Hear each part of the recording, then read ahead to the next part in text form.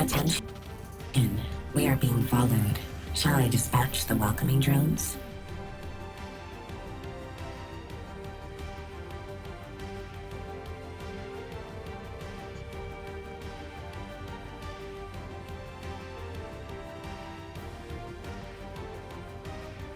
Hello, ladies and gentlemen, and welcome to Worlds of Adventure USA. In Florida, the year is 2331.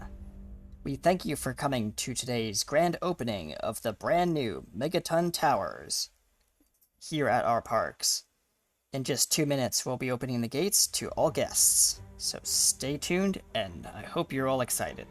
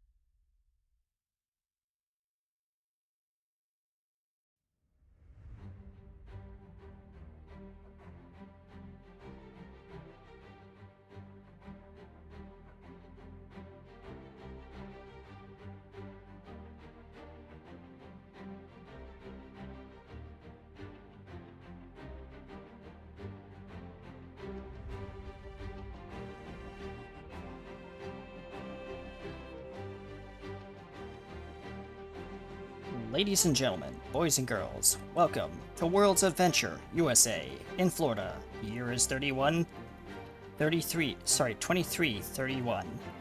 And now, please welcome our guests to the parks. Hello, ladies and gentlemen, and welcome to our brand new series called Heroes Core World of Adventures. Season 1, Episode 1, A Sudden Change. You're probably wondering, what is Heroes Core? Heroes Core is actually a D&D game that I came up with way back in middle school, and I decided to repurpose the game for the use of this show, with some slight modifications for our players. So I hope you all will enjoy. We have a lot planned, and we hope you enjoy the park, all the attractions we have, and let's dive into it. Welcome to Worlds of Adventure USA.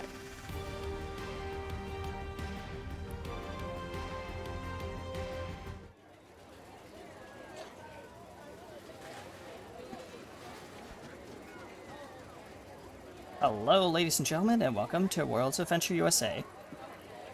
We're going to start off with diving right into it. We're not going to do character introductions just yet, so obviously the audience can see who the characters are on screen. But I want to kind of start off with Mr. Christian Priers, you have just You've just gotten off the tram at the station terminal at the parks, and you have your ticket in hand, and you're super excited. What are you bringing with you as you approach security?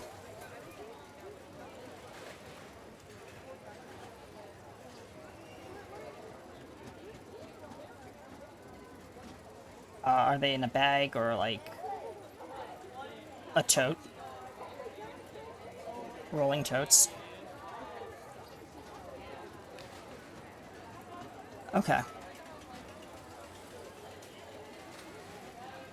Got it. Yeah. Oh, you can't hear the cast. Hold on. Give me a moment, folks. Wait a minute, that's Can a you problem. repeat? Can you repeat that? Sorry. Thank you. Oh, sure, sure. Is it working now? Mic check. Should Mic just- check. Go ahead. Yep. Yep. All right. I'll say that again. So, as I'm coming up to the ticket terminal, the security terminal, I've got a bundle, a rolled up bundle, which is my portable tools bundle. So, and Christian is wearing like relatively nice clothing. He's kind of dressed up for this. All right. I should have worn one, but I picture he's wearing the most notable thing is he's wearing a tie that has an alternating pattern of black and red diamonds. Okay. As you approach the security desk, you see one of the security staff flag you down and say, "Sir, bag check." Oh, absolutely. Here you go. I'm here for the special event. Ah, yes. The Inventors Convention. Yes. Oh, good. You're just on time. He unzips the bag and sticks a little stick in it and kind of moves around and says, "Okay, you're clear." Zips it back up and Thank hands you. it to you. Thank you very much. Right through the metal detector, if you could, please. Oh, will do. You walk through it. Um. It doesn't beep. Okay. Yep. So now you officially entered the parks. Your ticket's been scanned, and you come to this main, like, center hub area, and there's right dead center in the very center of the park, towering above all the other rides, is the brand new ride, the Megaton Tower. I'll go take a look at that first, because I'm like Yeah, super curious. There's a about large the- crowd like waiting at the gates at for the actual ride, and Okay. it's very packed. Like there's like about maybe 500 or so people here, kind of like gathering around this one particular ride. There's a lot more people in the park than just 500, but you know, Oh, absolutely. Yeah. this is like a big day I- for the parks. So Yeah. I don't think I'll get in line quite yet, but I want to Yeah. get just closer so that I can get a Yeah. better look at the ride, even though I'm not getting that close to it. so you want to examine the ride from a distance, right? Basically, yeah. All right. So roll me a perception check. Okay. I'm re- gonna just roll on remem- D&D Beyond. Yeah, remember Oh, it's your starter character, not your other character. Oh, right. Yes. Yep. I'm on the right page. Good. You said perception? Yes, perception.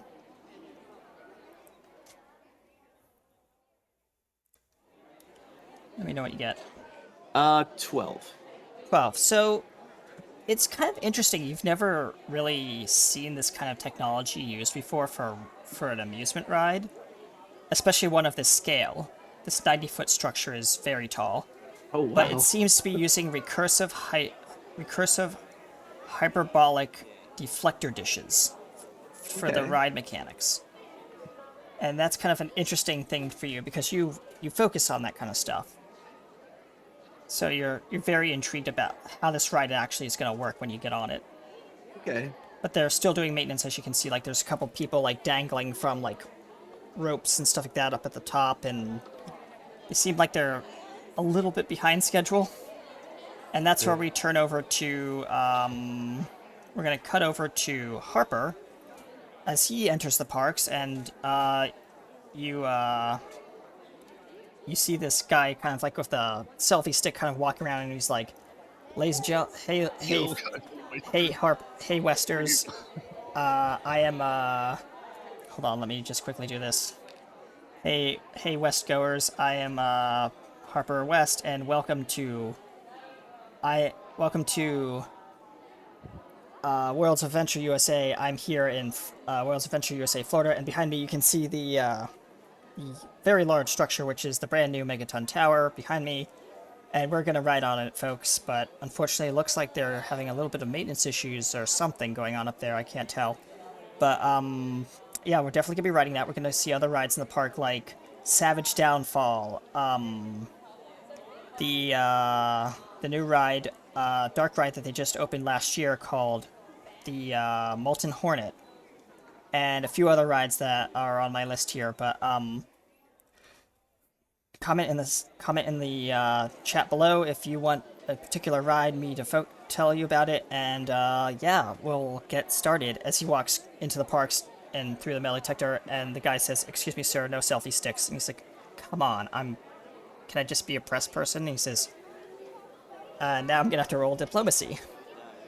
Diplomacy, now. Yeah, let me just roll persuasion.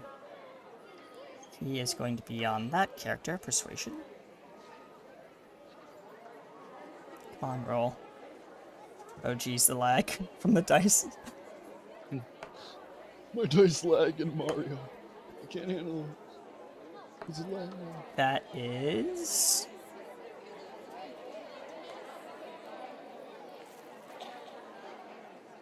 That is a solid 20. 2. Ooh. So, my character the guard says, "Well, I guess it's a big day, so fine, you can bring it. Just don't get it in the way of other guests, please." "Will do, sir," as he heads in.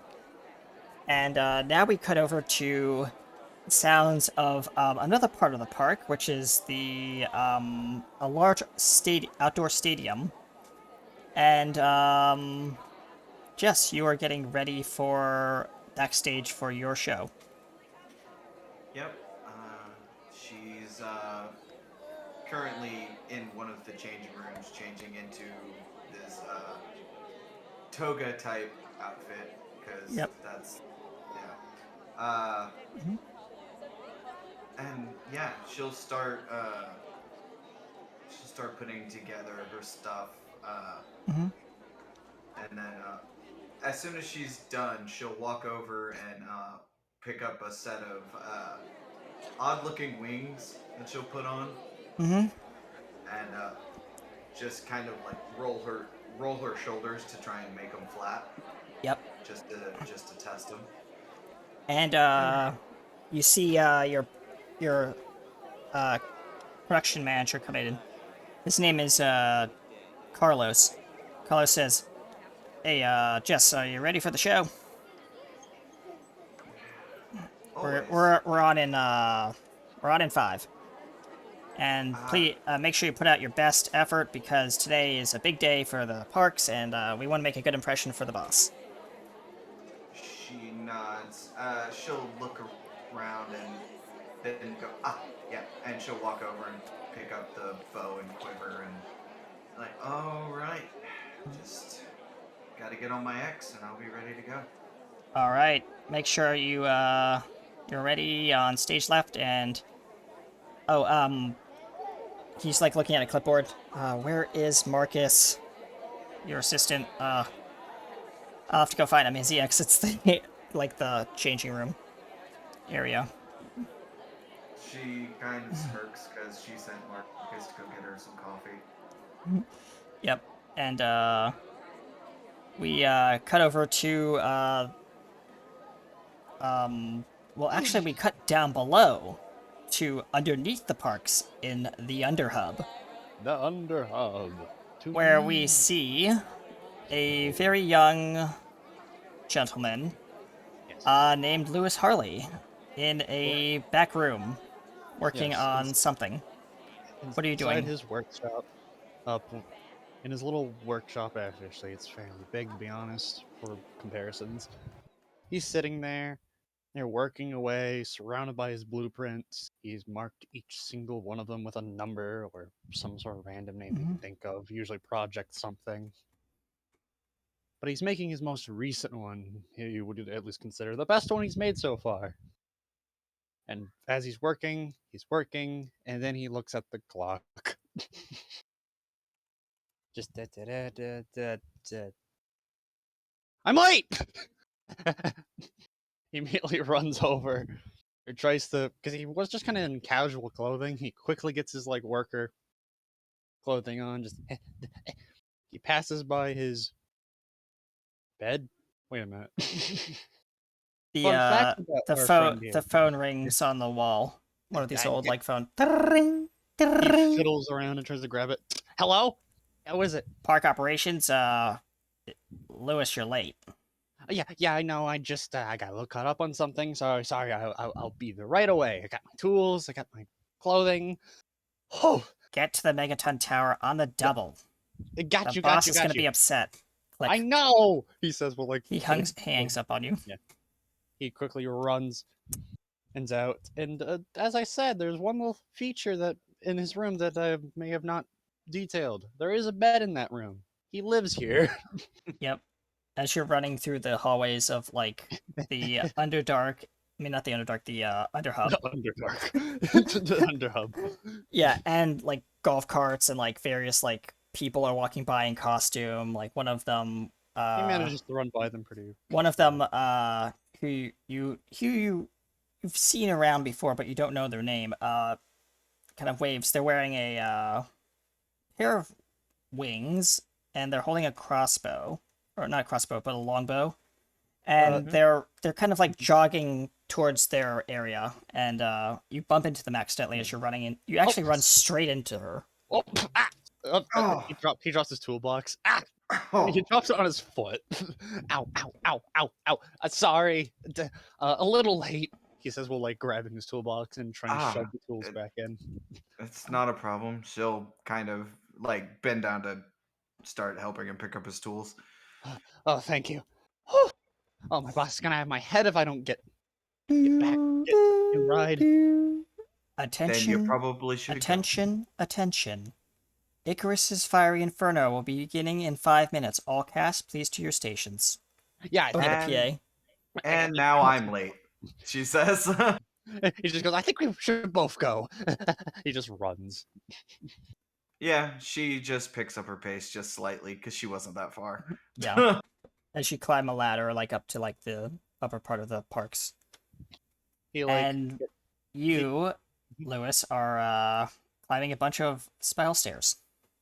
Of course, he's running up rapidly. He's done this enough where, of course, he just can do it easily, but it's still panicking inducing.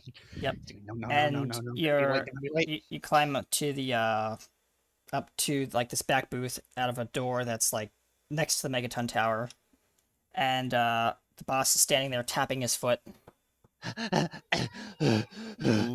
Harley, Yes, You're I'm late. sorry. again. I got caught up on We- something, okay? The ride's about to open in 2 minutes, and we haven't gotten our final maintenance check. We need it done now. Okay, I got it. He like looks at the big tower. He like hooks like his toolbox to his side. He's got this little hook on the side of his like tool belt. Yep, and Or the back of it probably, where he can put his one toolbox of the Tom hooks you up to like a harness and says, "Are you ready?" Yep. Let's just get Click. this over with before my boss literally decapitates As me. you start like climbing and you say that, and like the boss is like almost out of distance as you're like rising on this like cable thing. The boss just like like says, "I heard that," and he just shows a finger. Well, I didn't say anything rude to you. And a few minutes pass, and Jess, you are it's showtime. Yep. She'll she'll start by, waving at the crowd and everything. Yep. And But she'll be like, like people are getting settled in their seats and stuff like that, and you just hear, Ladies and gentlemen, please silence your cell Your what? phones, pagers, and other electronic devices. she's Additionally, There's a just saying, show "Hi." intro. Flash photography Yeah. is not used for the safety and convenience of our actors. Additionally, please Go make ahead. sure that you will remain Yep. seated, as this performance may It's include playing, highly just we can't advanced hear it. specialized technical effects and Yeah. pyrotechnics. Because I'm not on stream Thank or you anything. for your kind attention, and enjoy the show.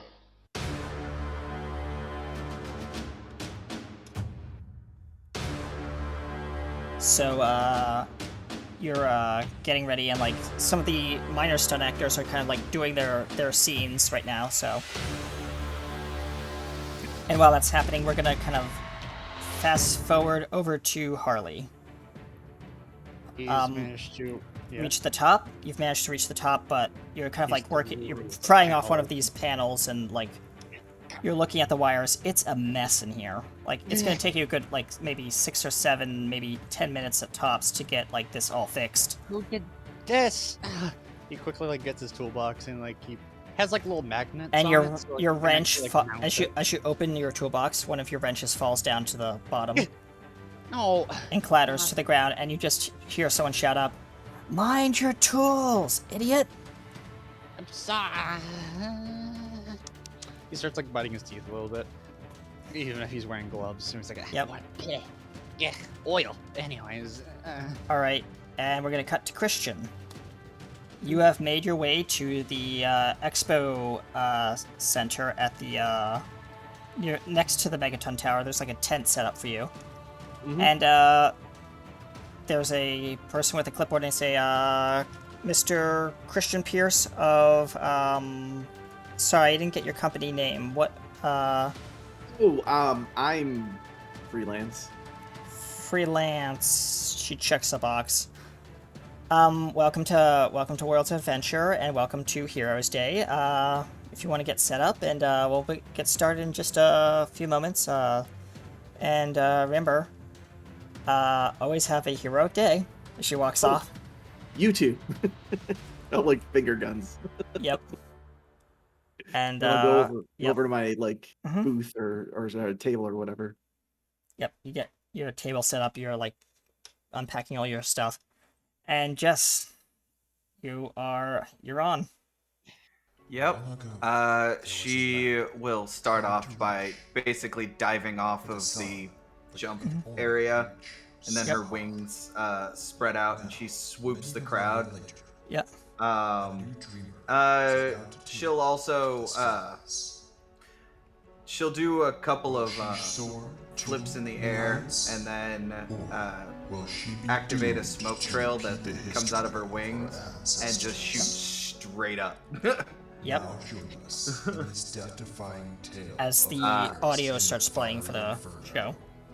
As we take to the sky. And you land on with like a cable on your back, one of those like harness cables, invisible. You land on one of those like little platforms off to the side of the stage, where there's like a coliseum set up. The stars and soar above Yep. And let's see if we can make this good. I'll roll for day performance. in 1601. She climbs the side of the Colosseum. 23. 23. You know exactly how to do this particular stunt, and you take a running jog leap. Reaching the top, she looks out over the city. You jump off onto another platform of like one of these like little like The heat appears parapets on the far thing where your west final from the ground. section's gonna be. And you look down. It's very high up. It's hot day. You're sweating, dripping sweat on your outfit. You take a step. Running for a leap. You take a running leap. And Then oh no, the the fiery heat of the sun has damaged your the flames Chris's ignite. wings, and she cannot control them any longer. and then She plummets to the ground in a fiery. you realize something's wrong. The fire's not going out on your wings as you start spiraling out of control. And you start Yeah. making your descent quickly towards the ground below. There's no airbag below you. Ladies and gentlemen, boys and girls. You hit the Yeah. ground hard. Inconvenience, but at this time, Yeah. Icarus's fiery inferno, and this presentation cannot continue due to technical difficulties. Please exit the auditorium And with a from the left sickening or right thud. of the stadium. Thank you for your Hopefully kind no attention, track. and we regret the inconvenience. Thank you. No, That would be the there's no crew. crack, but you did Just probably a thud. you just probably sprained one of your like ribs. Yeah. Yep. And Marcus rushes forward like as the crowd is like screaming because now there's fire all over the set. They're evacuating the auditorium at this moment. I imagine this could be heard from pretty much any Mhm. range. Yep. Medium range, so yep. And you just hear attention, attention, attention throughout the park. All guests in the Heroes Pavilion, please exit the area immediately. I repeat, please exit the area immediately. A fire has been reported in the pavilion. Please exit the area immediately. This All cat maintenance just personnel, please report to the maintenance area and the pavilion. All fire crews, please report to the area. Like, Lewis has his hands pretty deep in these wires, of course with gloves, of course, but he hears this, he quickly turns. What the? As you turn, you look out and you see this bright white wall heading straight for you. What the? He turns back to the wires and tries to yank his hand out, but realizing he's kind of caught. And you're hit by this wall of light. And you fall unconscious, you lose your grip, the cable burns up, and you're falling straight down towards the ground. I imagine the electric box also kind of frizzes out. Yeah, it sparks and like shoots a fiery flame of oil at you. No, in no, your no. face. Doesn't have time to scream as he gets Yep. knocked all the way down from a very high. And tower. Harper's there, like filming all of this on his video camera, and one of these like security guards just like slowly takes the selfie stick and says, Yeah. Come on, if you keep recording it, end up on Lively anyways. Yeah, and You can die literally.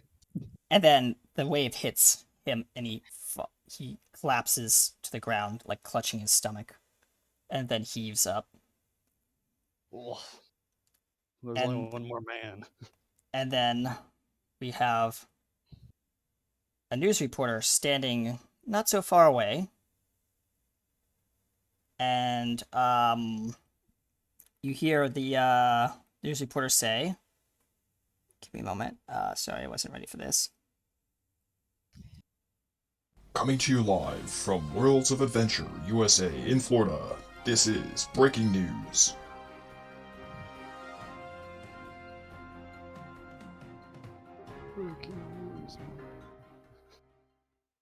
Good afternoon, Bob. I'm Mike Anderson. As you can see behind me, Worlds of Adventure USA, the stunt show called Fiery Inferno, has just recently shut down due to technical difficulty and an injury being reported by one of their stunt actors. He's At this talking time, about an their name is injury, unknown. multiple injuries. However, we do a fire. have information that says that a possible fire may have broken out in the auditorium, resulting in the evacuation of many viewers and guests at the park.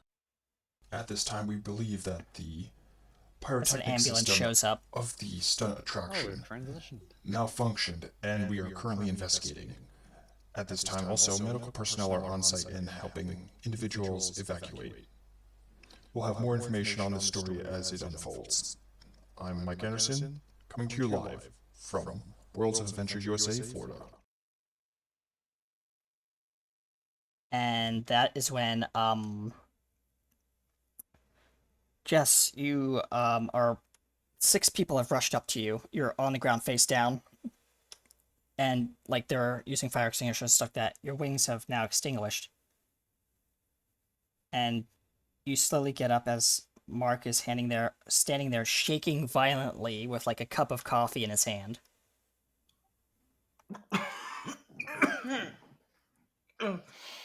One of the medical personnel says, "Easy, easy. You just suffered a major fall, and we had to put out your suit. Oh, I'm. Are you okay? Uh, Looks like you fractured a rib." well, that would explain why the breathing's so hard. And I think I just realized. I think Lewis had a bigger fall. Wasn't it like a 90-foot tower? This 90-foot tower. You should have been dead by now, but we'll get to Yeah, that. we'll get to me. Yeah. And one of the medics helps you up, and when they touch your hand, there's a little spark of electricity. He jumps back and he says, "That's not normal at all. But The suit may still be on. yeah, it's probably some static shock from the. This looks like a very material that could do that." As he's like checking you over. He says, "Any other injuries?" He's like doing the eye thing with like, like, "You see my finger? Are you suffering from concussion?" kind of thing. Mm-hmm. She'll follow his fingers and Yep. things like that. Mhm. She'll just say, I'm fine. I'm fine. I've taken farther falls than that." They say, "Very well, but we're gonna have to ask that." And then this is when Carlos walks in and says, kind of like rushes up to you and says, "Jess, are you?" And then he notices that your wings are moving on their own. What the hell? And he says, is there something you want to tell me, Jess? As he kind of pulls you aside. She looks confused. No, not that I'm aware of. Why are they moving and you're not moving your shoulders? And then Huh? you realize, you turn around and you realize they're kind of like just flapping slightly. Uh, she shrugs. Um, Maybe the technical team might have made some slight modifications for today. I'm not sure, but I do need to take those off of you, and you do need to get some rest. As he tries to like take the harness off of you and realizes he can't. ah, I don't know why they stop. they gave me the horrible visual that it's literally fused to your skin. Yeah, she goes, stop, that hurts. Why is it? It can't hurt. It's just a costume. Ah. That's a horrible. And then you visual. just realize, Goopy. holy shit! I don't like the visual of the mechanics fused to your skin. That's a gross visual. I'm gonna write that down for later. And and this is when he like pitches forward and falls into your arms. Wee. And she'll catch him. Like, what the hell? What sham hell is happening here? All right, we're gonna cut over to Christian Pierce. You are in your booth, and you've just heard the announcement. A very like sudden dizziness has just hit you, like a shockwave, Okay. and you are like both hands on the table, just kind of like head down, kind of just panting deeply. And one of these guests walks up to you and says, "Excuse me, sir. Sir, are you okay?" Oh, I'll be better in a moment. And I'll try to stand back up. You stand back up, kind of queasy still. Like the room is spinning slightly, and you can see like kind of like weird symbols and stuff all over your vision, which isn't normal. Oh, You can't make them out or anything like that, but it's very weird that maybe it's just the dizziness, maybe you hit your head or something, you don't know, but like it's not, you've never experienced something like this before. And then you see through your blurred kind of like your hazy vision, a bunch of medical personnel rushing to Megaton Tower with the stretcher and everything. okay. I either need the medical help or I could possibly help. So I'll say Or both. thanks again, and I'll just take a And moment to scoop. he says, this patron says, I was gonna ask for your autograph or like a little bit more information, and by that point you're like around the table, and it's like your last words are "Sorry, we're closed," and then you just run. Sorry. We'll be back Sorry, I think later. something needs a little more. As like more and more people are gathering around Megaton Tower, and there's a news reporter there, and like a news truck, and you just hear on like one of these like TVs like off on the side of one of these trucks as they're rebroadcasting the news. You just see this. And everyone's phone sounds the EAS This is the alert. emergency broadcast system. This is not a test. Repeat, this This is is not a test. Stay tuned for further instructions. This is not a test. The National Centers for Contagious Outbreaks has reported some people may have been exposed to the radiation caused by the recent solar flare. Experts say those exposed could exhibit strange and unusual symptoms. The National Centers for Outbreak Containment and Control have hereby quarantined the following counties in the Florida region where this outbreak was reported: Hanover years County, have been Shufflesville, quarantined. Kensington County, and Orlando. If you are in these areas, please remain indoors and isolate from others. Avoid contact with those who may be exposed and remain calm. Listen to trusted local media outlets for updates.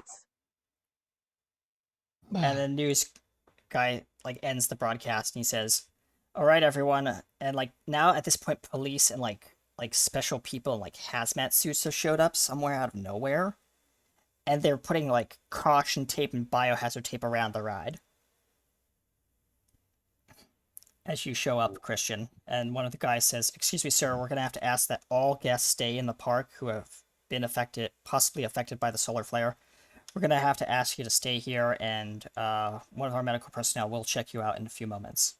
Okay. And That's you fine. you didn't hear anything on the news about solar flare. Like, you didn't even know this was happening. Like, it's just happened right here, right now, like in the past 5 minutes. Okay. News travels fast, but like, you didn't read anything in the weather about like a solar flare. It hasn't been reported. There's no stuff like that. forecast for this. No, yeah. no. It just happened. Okay. And that's when you see some of the medical personnel like pushing through the crowd, and you see a stretcher, and maybe it was a maintenance worker or something like that lying on the stretcher, but they seem to have a very bushy beard or something. Oh, I don't know, but like That's not weird. like either that or maybe it was an actor in a costume. You can't tell, but like as the person moves by on the gurney, it just shoots straight up. Go ahead. He shoots up, and there he is. He's fully transformed by this point. Big furry boy he is, with his Fennec Fox-like features, but we're gonna ignore that for now. He quickly shoots up and looks around frantically. And one of the people in like the bio suits just kind of like goes over and is like, restrain him. He hears that. He quickly leaps out a lot faster than Stop him! expects. Stop him! He runs and runs and runs, and Through then he the quickly crowd. turns a corner and then gone. Can Christian like accidentally get in the way if they're trying to like restrain him? You can sure roll me a sleight of hand. Okay. Mhm. Let's see.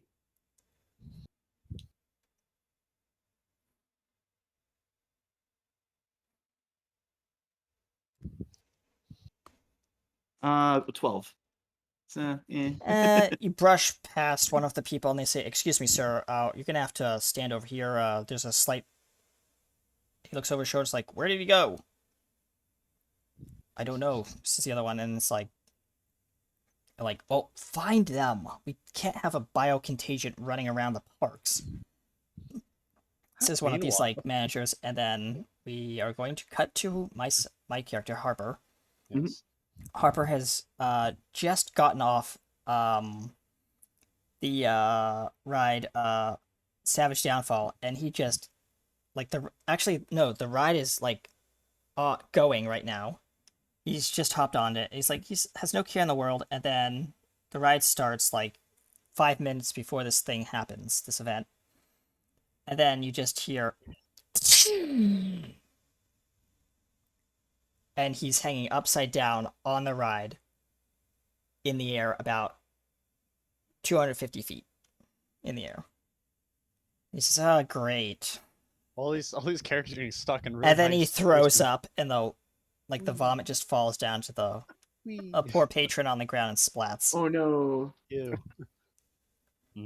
Radiation. Yep. Radiation vomit. And then we cut over to Jess. Yep. You are now sitting in your back room. No, actually, okay, so the fire's been put out. You're just sitting on the stage right now, and you're just kind of like kicking your legs back and forth. And Marcus is just kind of like shakily like walks over to you, still with this like coffee, and he's like, "Icarus, Jess, I don't know what to call you, but I brought you some coffee." Jess is fine, thank you. She'll reach out for it and take it from his hand. As the wings move, and he says, "Is that normal, or do they do that all the time?" Only when they're supposed to only move when I move my shoulders. They're built for my musculature originally, she says. As he kind of like walks around you and says, "They seem to have a mind of their own," as he sits down next to you and kind of like hands you the coffee. And Yep. She'll take a sip of it, and the caffeine's just going to cause her wings to completely unfurl, as it were. Yep. And he's like, "Holy!" It's kind of like moves back a little bit, and he's like, That's not part of the costume at all, is it? No. And then the announcement over the PA about the solar flare happens, and and you hear the little thing on his little phone. He pulls it out, and he's like, "There's a solar flare that happened 5 minutes ago, and it seems to have been directly impacted parts of the park." He looks at you and says, "Could you have been impacted?" Well, seeing as my wings have a fire suppression system on them to stop them from burning, I would guess. He says, "Maybe we should not tell anyone about this. I mean, For It's a kind- hermit costume. and Oh yeah, totally. I will totally try and hide my wings. You know what? I might just try and go. You know what? Maybe if I'm small enough, she says. And unknowingly to her, she shrinks. Marcus just kind of like stumbles off, literally falls off the stage onto the floor and just collapses as he backpedals away from you. And he says, "What the? Jess, where are you? Where did you go?" She looks around at the giant man and is like, I'm. She just jumps up and starts waving off the stage at her like 2-inch form. Yeah. And he says, Jess? Maybe she, Down here. like, is there a Jess, this isn't funny. There's no magic Very tiny tricks. little noises in the background. As he- Okay, thinking and- about it, yeah. she focuses and okay, big thoughts, and she closes her eyes and kind of opens one up like, Yeah. did I do it? And you, roll me a, Constitution saving throw. I mean, no, just Constitution check. Sorry, con check. Because it's a concentration ability. 15. It takes a little bit of effort, but you manage to like grow to like maybe like the size of a small baby on stage. And he says he's now like looking around. He turns around and sees you on the stage, slightly smaller, and she says, where were you? And holy cow, you're really small. You're like a baby." Well, I was a bit smaller than this just a bit ago. I was right here. I haven't moved. Smaller? What do you mean smaller? As he picks you up, like kind of like and like You can't get any smaller. he holds you like cradles you like a baby. Unfortunately, 'cause Yeah, you're the size she of a just baby. yeah she holds her fingers out to about 2 inches if she can. Yep. And he says, "I don't know what to say. I've never. Well, okay, this is all really weird." As he like sets you down, and at that point you grow to your normal height, and he says, "And that is definitely, this day is just getting weirder and weirder. Wonder who else has been affected by this so-called solar flare." And then we cut down to the under hub. Yes, where Lewis went was, of course, in one of the secret hatches that the Underhab mainly has. And only he and some people know, but he's using a maintenance one that only maintenance workers know. Yep. Of course, random guys in suits would not know. Yeah, as people are like scurrying back and forth through the whatchamacallit, the underhub, and like, I need you to roll a stealth check so that you don't get noticed. Well, he's probably in a more secluded maintenance tunnel, but okay. Well, yeah, I mean, there's some workers down here, but you know, it's less traveled. It's one of the least frequent. Actually, I can look at his actual super sheet now. Yep.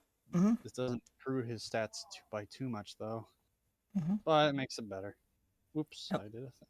Anyways, Mhm. where is the dice roller? There it is.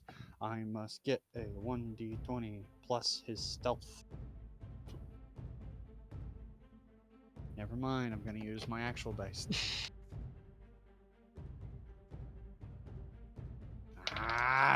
It's either a 5 or a 6. On my actual dice, it's a 6. On my digital dice, it's a 5. I'll take the He is 6. stumbling. So he's stumbling around like your vision's very hazy, and you're just like you see a lot of like hair in your face. He's also nauseated by something very specific. Yeah. For one, his hearing is a lot more than he's used to, and also there's a lot of calculations going through his There's brain a right lot of like ringing in your ears and stuff like that. He's like, And Tom bumps into you and says, "Hey, who are you? Are you the new actor for that new show that's never mind. I gotta get to my job." And he kind of just brushes you by. He's still actually holding to his toolbox, surprisingly. Well, not really. And I don't think he found it. Well, I I just rolled to see if he noticed his toolbox. He didn't. He got a 4. Yeah. He doesn't even know when he grabbed his toolbox in the middle of the run. He just realizes he's holding it now. Yeah, and then you see like your door up ahead, but there's something on it. As he's walking, he's like, "What happened? My hands, they're covered in..." As you like hold up your hand, as you hold up your hands like to your face, and you just see they're not your hands. These are not... What is happening? Oh, why is my thoughts running so fast? Kind of grabs his head a little bit. Yeah. As you stumble towards your maintenance room door, he gets to his door. There's a piece of paper taped to the door. By the way, I can't read it if you don't give it to me. Oh, okay. Give me a moment. You forgot the PDF. Yeah. Give me a moment. Silly you. Slight. Moment, folks. While we deal with a thing, I need to scroll down and send this thing to you. Yeah. Poor Lewis. Lewis has gone through a lot. Yes, everyone's gone through a lot. Yeah. You can call him Louis for short, of course, but yeah. Mm-hmm. Louis not having a good timey. There we go. There is your thing. Now I must quickly grab that and download it, and then quickly read it, speed read it. Well, not speed read it. I have to read it out loud, don't I? Let me know when you're ready. Okay, let me go to my downloads, where I downloaded it. There it is. Pull it up. Oh, I'm a little excited. And also not excited for what's going to happen. Anyways, he picks it up and goes, what is this? You're going to pull it up on stream, aren't you? Yep. He pulls it out and goes, Lewis Hartley, Union Way, Florida. Dear Lewis Hartley, it has come to management's attention that your performance has been unacceptable. What? For continued employment here at Worlds of Venture USA of Attractions, effective immediately, management has decided to terminate? What? Terminate your contract with World Adventure. What? We have evidence to support a poor work ethic, including not limited to the following situations: multiple accounts of tardiness, arriving late for work, calling supervisors busy, continued reports of fatigue and sleeping on the job because I work all night, theft of the company property. No, I'm not the one that steals. There's a reason. No. That's Franklin. Damn it. Suspected disclosure of company secrets and regarding new projects and designs. No. Management has taken the appropriate steps to revoke your access to the Underhub and related facilities, including both physical and logical systems, right, controls, operations, maintenance. Additionally, request to reduce the management badges, right, management keys, and all operator manuals and schematics.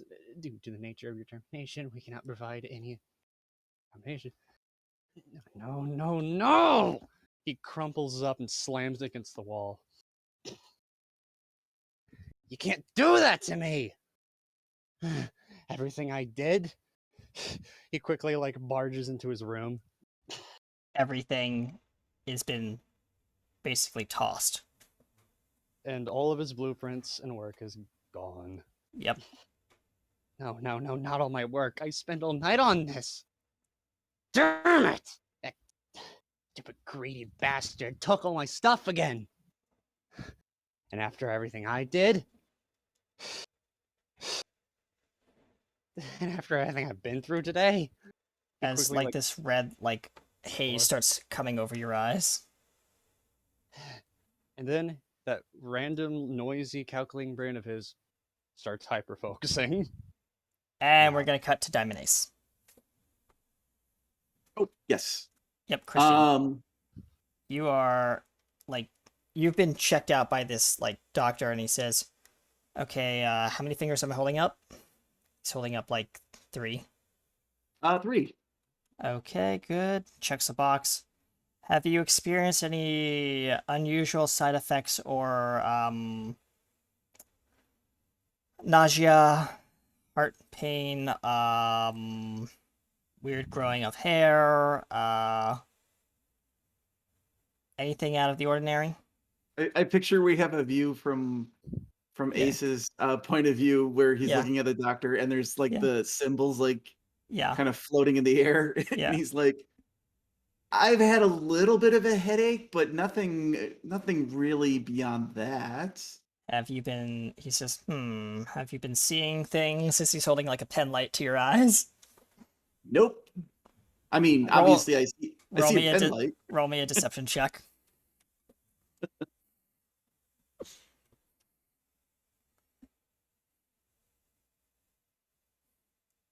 15.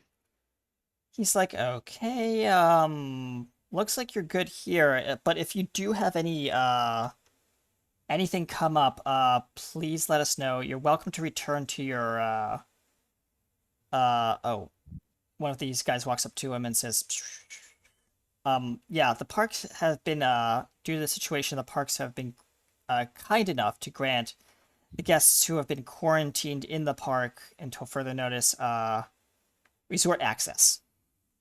Oh, well, thank you. He hands you a resort like room key, and he says, "This is yours. Just don't lose it, and please do not leave the parks." Oh, don't worry. I have no intention of leaving the park yet. And he says, "We thank you for your patronage, and I guess they say around here, have a heroic day." He lets you off the gurney and just says, "Next." You have a heroic day too. I will turn As and you leave point your finger, and he just smiles, and basically he's like, "That was lucky of me. Usually no one ever talks to me." And we're gonna cut to Jess. You are still sitting on the stage, and like Mark Can I still there. Can I see the ride that's in distress at the moment? You can see it on the monitors. Okay. Because all the monitors in the park have like been broadcasting this, except now it's the news broadcast. Yeah. And you just see the news broadcast of the solar flare that, like, as they're broadcasting on the news, and you're just like, it hits you. What happened to you? She. Huh. Well. Right. On the camera, how steady does the ride look upside down? And basically, how long are they saying these people have been up there? They've been up there for a good, like, maybe 20 minutes now. And some of them are screaming, some of them are panicking. One of them is one of them is trying to like remove his safety harness because he's like super panicky. Upside down, very high. Good idea. Yeah. And you just hear like some of the ride operators down below say, we're trying to fix it as best we can." There's like a guy on a megaphone. But Really have one of him going, do not take off the restraints. Do not take off the restraint. yeah, and then yeah, you just see that. Okay. She. And then you just hear you see like the ride. Since I'm gonna say this much, roll me a perception check to look at the video. If you want to. Because you with your like vision, you can basically zoom in and zoom out. I'm gonna add that as a thing you can do. Okay. 20. You like hyper focus in on like your vision just like super zooms in on like these like pixels on the screen, and you can like see this ride hasn't been properly maintained. Those wheel brake systems, they'll fail at any minute. Yeah, she kind of stands up and says, Mark, look, Sophie was like, where are you going? well, I'm gonna try something I've never tried before. And she's going to basically try and take flight. You just kind of like, okay, so you're like running down the middle of like the auditorium, like down the main like walkway. Yeah, pretty much. You take a running leap, and then you just take to the air, your wings start vibrating. And Marcus is like, now that is cool. Wait up! It's just like chasing behind you. Uh-huh. Yeah, she bolts straight for the ride. Yeah. I'm also going to add, because she's statted out as a fairy, she does have glitter coming out of each flap of her wings. Yep. So she's noticeable. Yep. As you fly through like the back of the door, and like one of these like janitors is just sweeping the like probably some like puke that some poor guest was, left there for him. And he's like, I hate code V's. And then you just see this fly past you and like all this glitter on the vomit. He's like, great, now what? He just takes the mop and slaps it on the ground. Yep, and she's and then Marcus comes walking, like running past, steps in the vomit, trips and falls flat on his face. Oh, poor kid. I feel like actually how it would happen, he probably would fall backwards, not forwards. Yeah, he slips and like falls backward and slides like right underneath you as you're like flying over him, as you just stop and hover, like in the middle of like the area. And people are now like, you're clearly visible. People are like pulling out their phones and starting to record, take pictures and stuff like that, live stream, and you're just like looking at this like Marcus down like underneath you as you're like clearly hovering above him in your normal size, and he's just like, Jess, I don't think. And then you realize that like as you look around you, everyone can see you. And then you just hear this little kid say, "Hey, Mom, look! It's one of the new heroes that they haven't that I heard about. I think her name's I can't remember what it is, but." And people are like, maybe it's gonna be a new ride attraction coming. This is such a great day, Heroes Day, or something like that. And like people are starting to cheer and stuff like that. And then you hear a loud creaking of metal. And you hear a loud snap as the back half of the coaster comes off the track and is now dangling 120 feet above the ground. And people are screaming now. Okay. She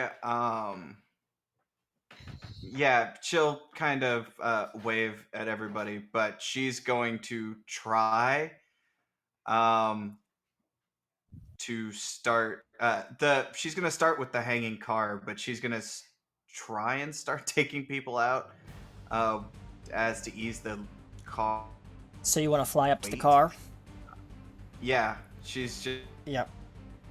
So, yeah, roll me a acrobatics check. Because you're not used to this, like these wing things. yeah, she's yeah. She like I said, she'll go start taking people. What'd you roll? At what am I rolling? Sorry, I didn't hear it. You cut out. Acrobatics. Oh.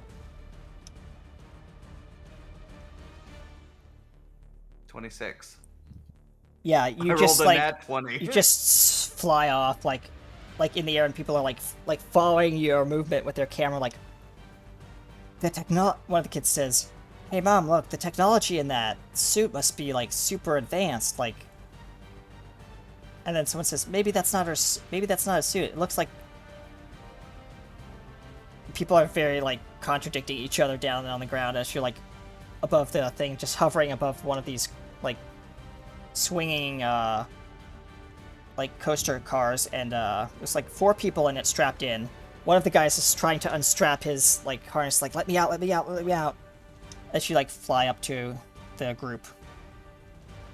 Yeah, that'll be the first person I get. She's gonna say, hey, calm down. He looks up and it's like he looks up at you, and he's gonna roll a Constitution saving throw. Give me a moment.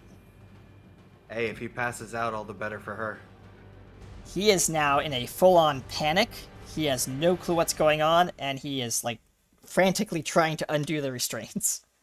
And you just hear a click, and he like drops, like he's now free falling down to the ground, as people are screaming from below. Yeah, she will go into a straight dive and catch him. All right.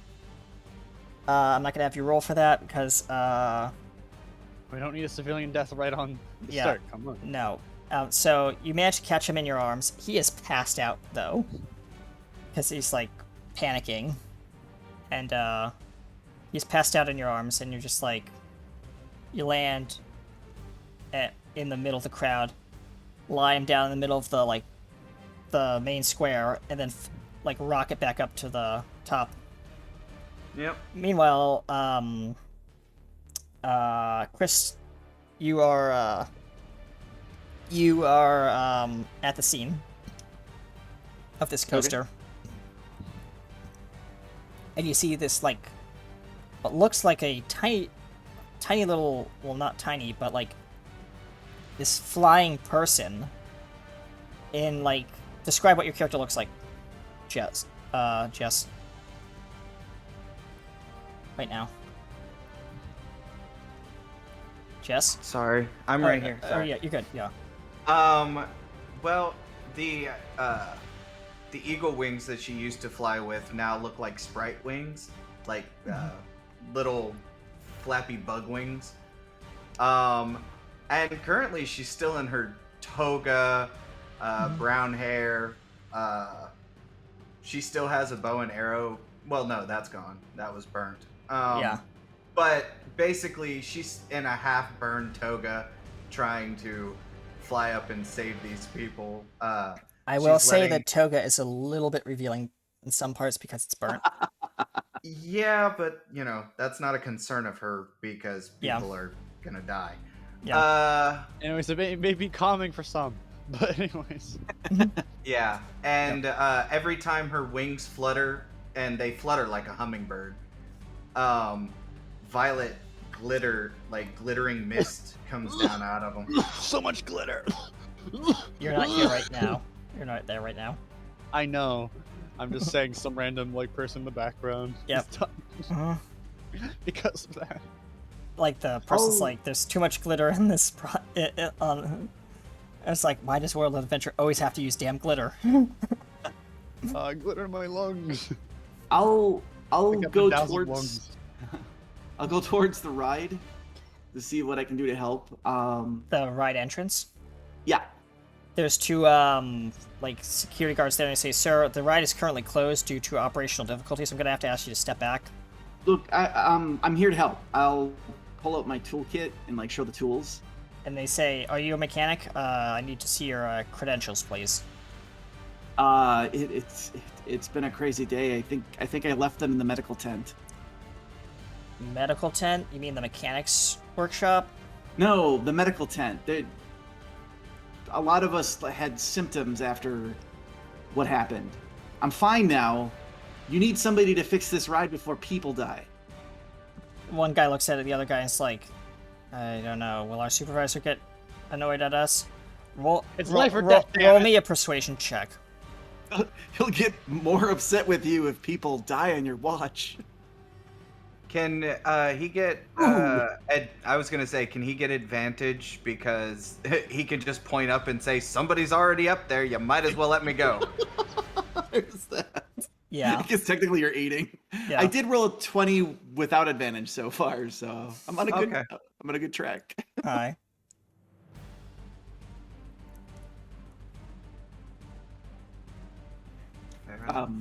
Yeah, I rolled a 20. Okay.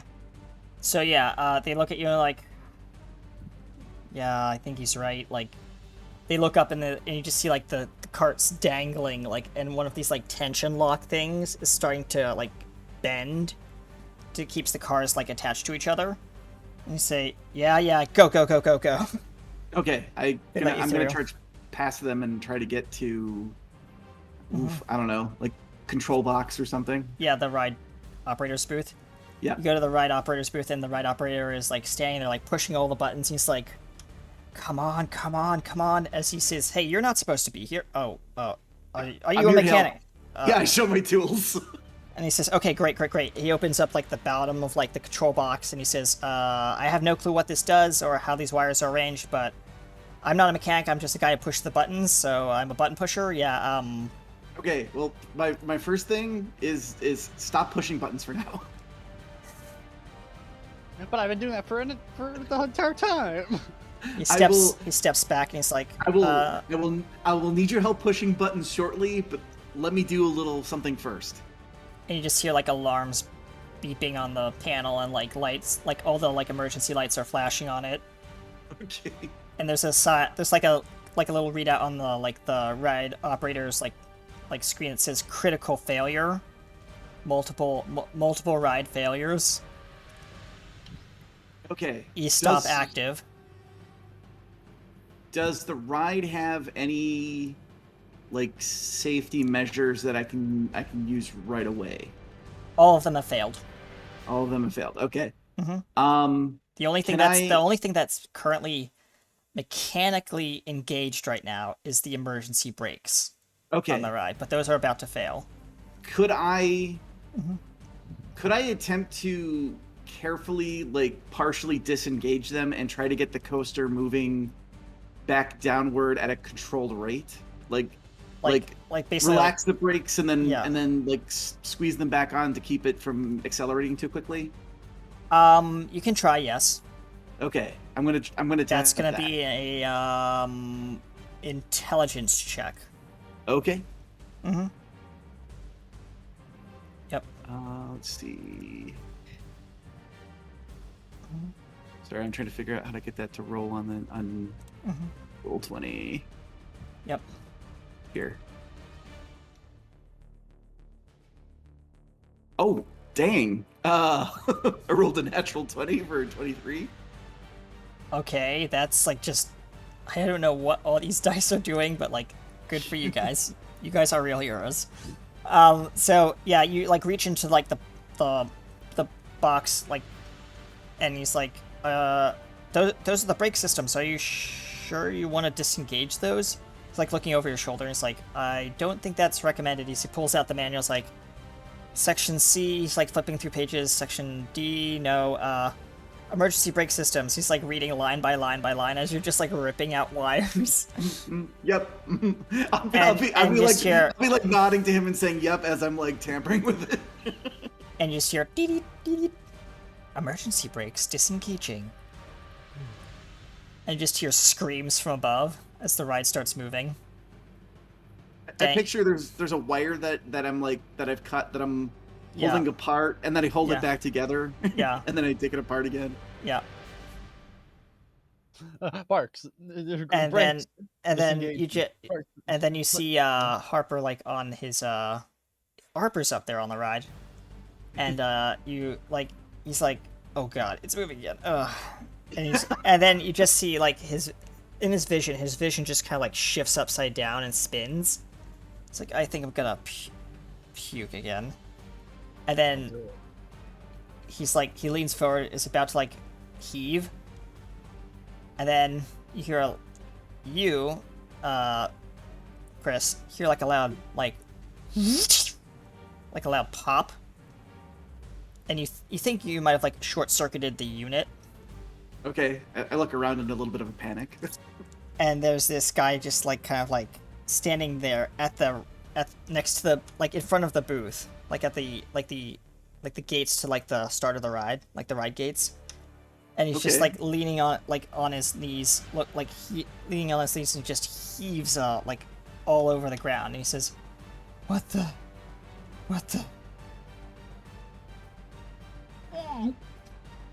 Heaves again. I'll just like slowly lower behind the console so I don't have to watch. And the ride operator's like, "How did he get from A to..." And then he's like, yeah. And then you see like this, we're gonna cut over to Jess. As the ride starts moving on its own somehow. Mm-hmm. Making its way down the loop-de-loop on the other side. Slowly. She'll be flying with it, like keeping speed, trying to calm everyone. Like, it'll be okay. It'll be okay. And you hear this mother on one of the rides say like, I want off. You'll be off shortly. It'll be all right. Roll persuasion to calm her down. 'Cause she is like in a panic right now. Anyways, 17. I didn't say being heroes was easy. it never was easy. John, it's never easy. 17. Okay, she calms down and says, "Okay, I guess. But I want to get off. I just don't want to be I'm never going on a roller coaster ever again." And one of the other patrons says, "When I get off this damn thing, I'm gonna sue Worlds of Adventures USA. Today is not a heroic day." And that just kind of like puts a sour note on you, Jess, because you've been working with this company for a while. Yeah, she's just kind of like, all right, fine, maybe I won't save your ass. And then you notice that one of the riders' harnesses, as you look, where a rider used to be, there's no rider. The harness is just swinging freely in the car, in the very front. One of the riders is unaccounted for. Yeah, she very quickly looks around. Roll investigation. Oh, she's actually good at that. 14. You look around. The crowds are like packed. You can't tell, but either he fell or he undid his restraint and is somewhere else on this structure. You can't tell. Well, if he splatted and died, people would probably be screaming. Well, there's a lot of screaming, yes, so you can't tell. Well, she's also looking, because they're in the loop, Yeah. she's looking Yeah. at blood at the bottom of the track. Yeah, there's no blood. Well, that's a load off. Okay. She's... As the ride starts making its way back to the station, and the ride operator in the booth is like looking at you, Chris, and it's like, "Sir, I thank you, but like, Okay. what's your name?" I'm gonna need your help. When the ride gets to the station, as What's soon your as it's name? there, You. I need you to your help. I need you to hit that button, and I point to a button that I've already disconnected. He says, "It's not gonna do anything. It's the E-stop button. I already pushed that." I've modified the controls. Just make sure you push it so the train stops when it gets to Are the you station. sure that's like company protocol? I mean, like, it doesn't say in the manual. He's like still Not thumbing the through the company manual. protocol. Okay, give me the manual. He hands you the manual. I'm gonna pull out a pen and I'm gonna like write furiously on the last page and then hand it back to him. There. He's gonna now look at says it. in the He, manual. he looks at it and he says, none of this is company protocol on the manual. He says, none of this is. Ah, I see. And he says, okay. He stands at the button, and the ride's like, rocketing through like the what is it? The launch bay. Okay. And it's like, you just see like the timer say, approaching station in 5, 4, 3, 2. What do you do? Do it. Push the button. And He pushes the button, and the while he ride, pushes and you just the hear like a button- loud screech as your pneumatic hiss, and the ride comes to a jolting stop at like the station. It's like everyone's thrown forward in their restraints, There you go, a little. and then you history just lesson. hear on the audio system, which you didn't disconnect. Thank you for having a savage day, and we hope you enjoyed Savage Downfall. It's like the restraints release. I'm gonna stand up and like pat the guy in the back and be like, "You did it! You saved them all!" And he says, "Yeah, I guess I was kind of lucky there." I mean, he had help. She's floating like right there, kind of looking at the two of you. As you look up and you see like this woman in like what looks like a fairy costume or something, wearing a weird toga, slightly revealing, and she's just floating there with these weird looking bug wings. And the guy says, "Excuse me, I don't think cast members are supposed to be here right now. Can I help you, ma'am?" This is the ride technician. No, but it was very clear that I could help you. And she'll float down and stand on the platform. As the rides are getting off, and then my character just like looks up on the platform. It's like kind of like his hands are like kind of like shaking violently, and he says, "What is going on?" And meanwhile, we cut down to the other ride, We're the going to Underhub? Yeah, Underhub. Yes, of course, the Underhub. And before anything gets too drastic, of course, we see our good old friend working on a brand new workshop. Well, not working on it, but we're working on something on it. And he is kind of just giggling to himself like, I'll show them. Yeah. I'll take back what's mine. No one will know what hit him.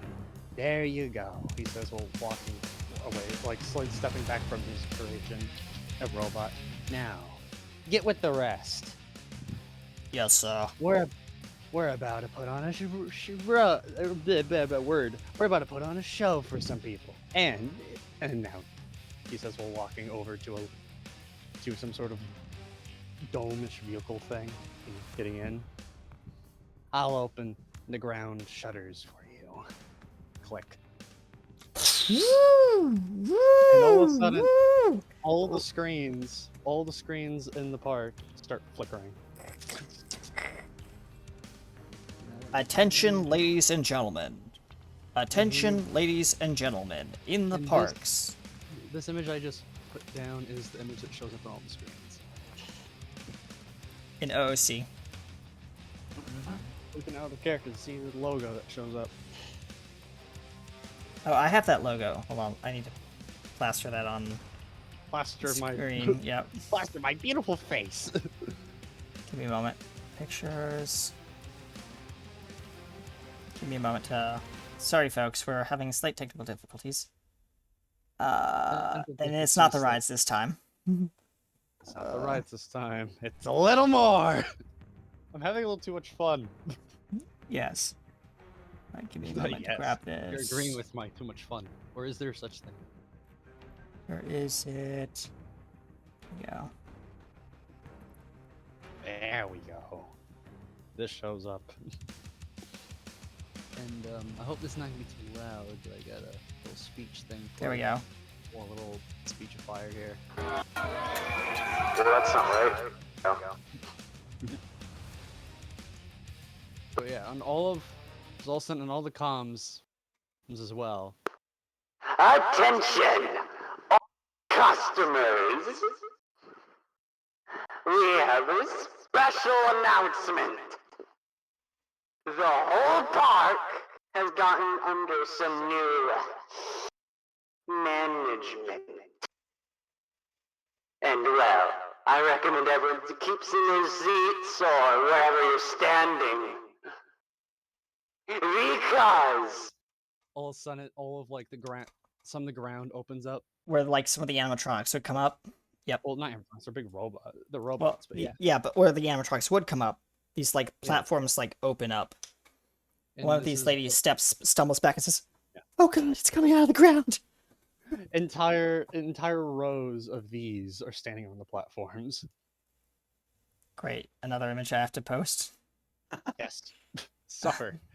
And the cool thing is there's a front shot and a side shot. Oh, it's nice. Thank you. Give me a moment. Speed run. Oh jeez. You're just sweating. Like...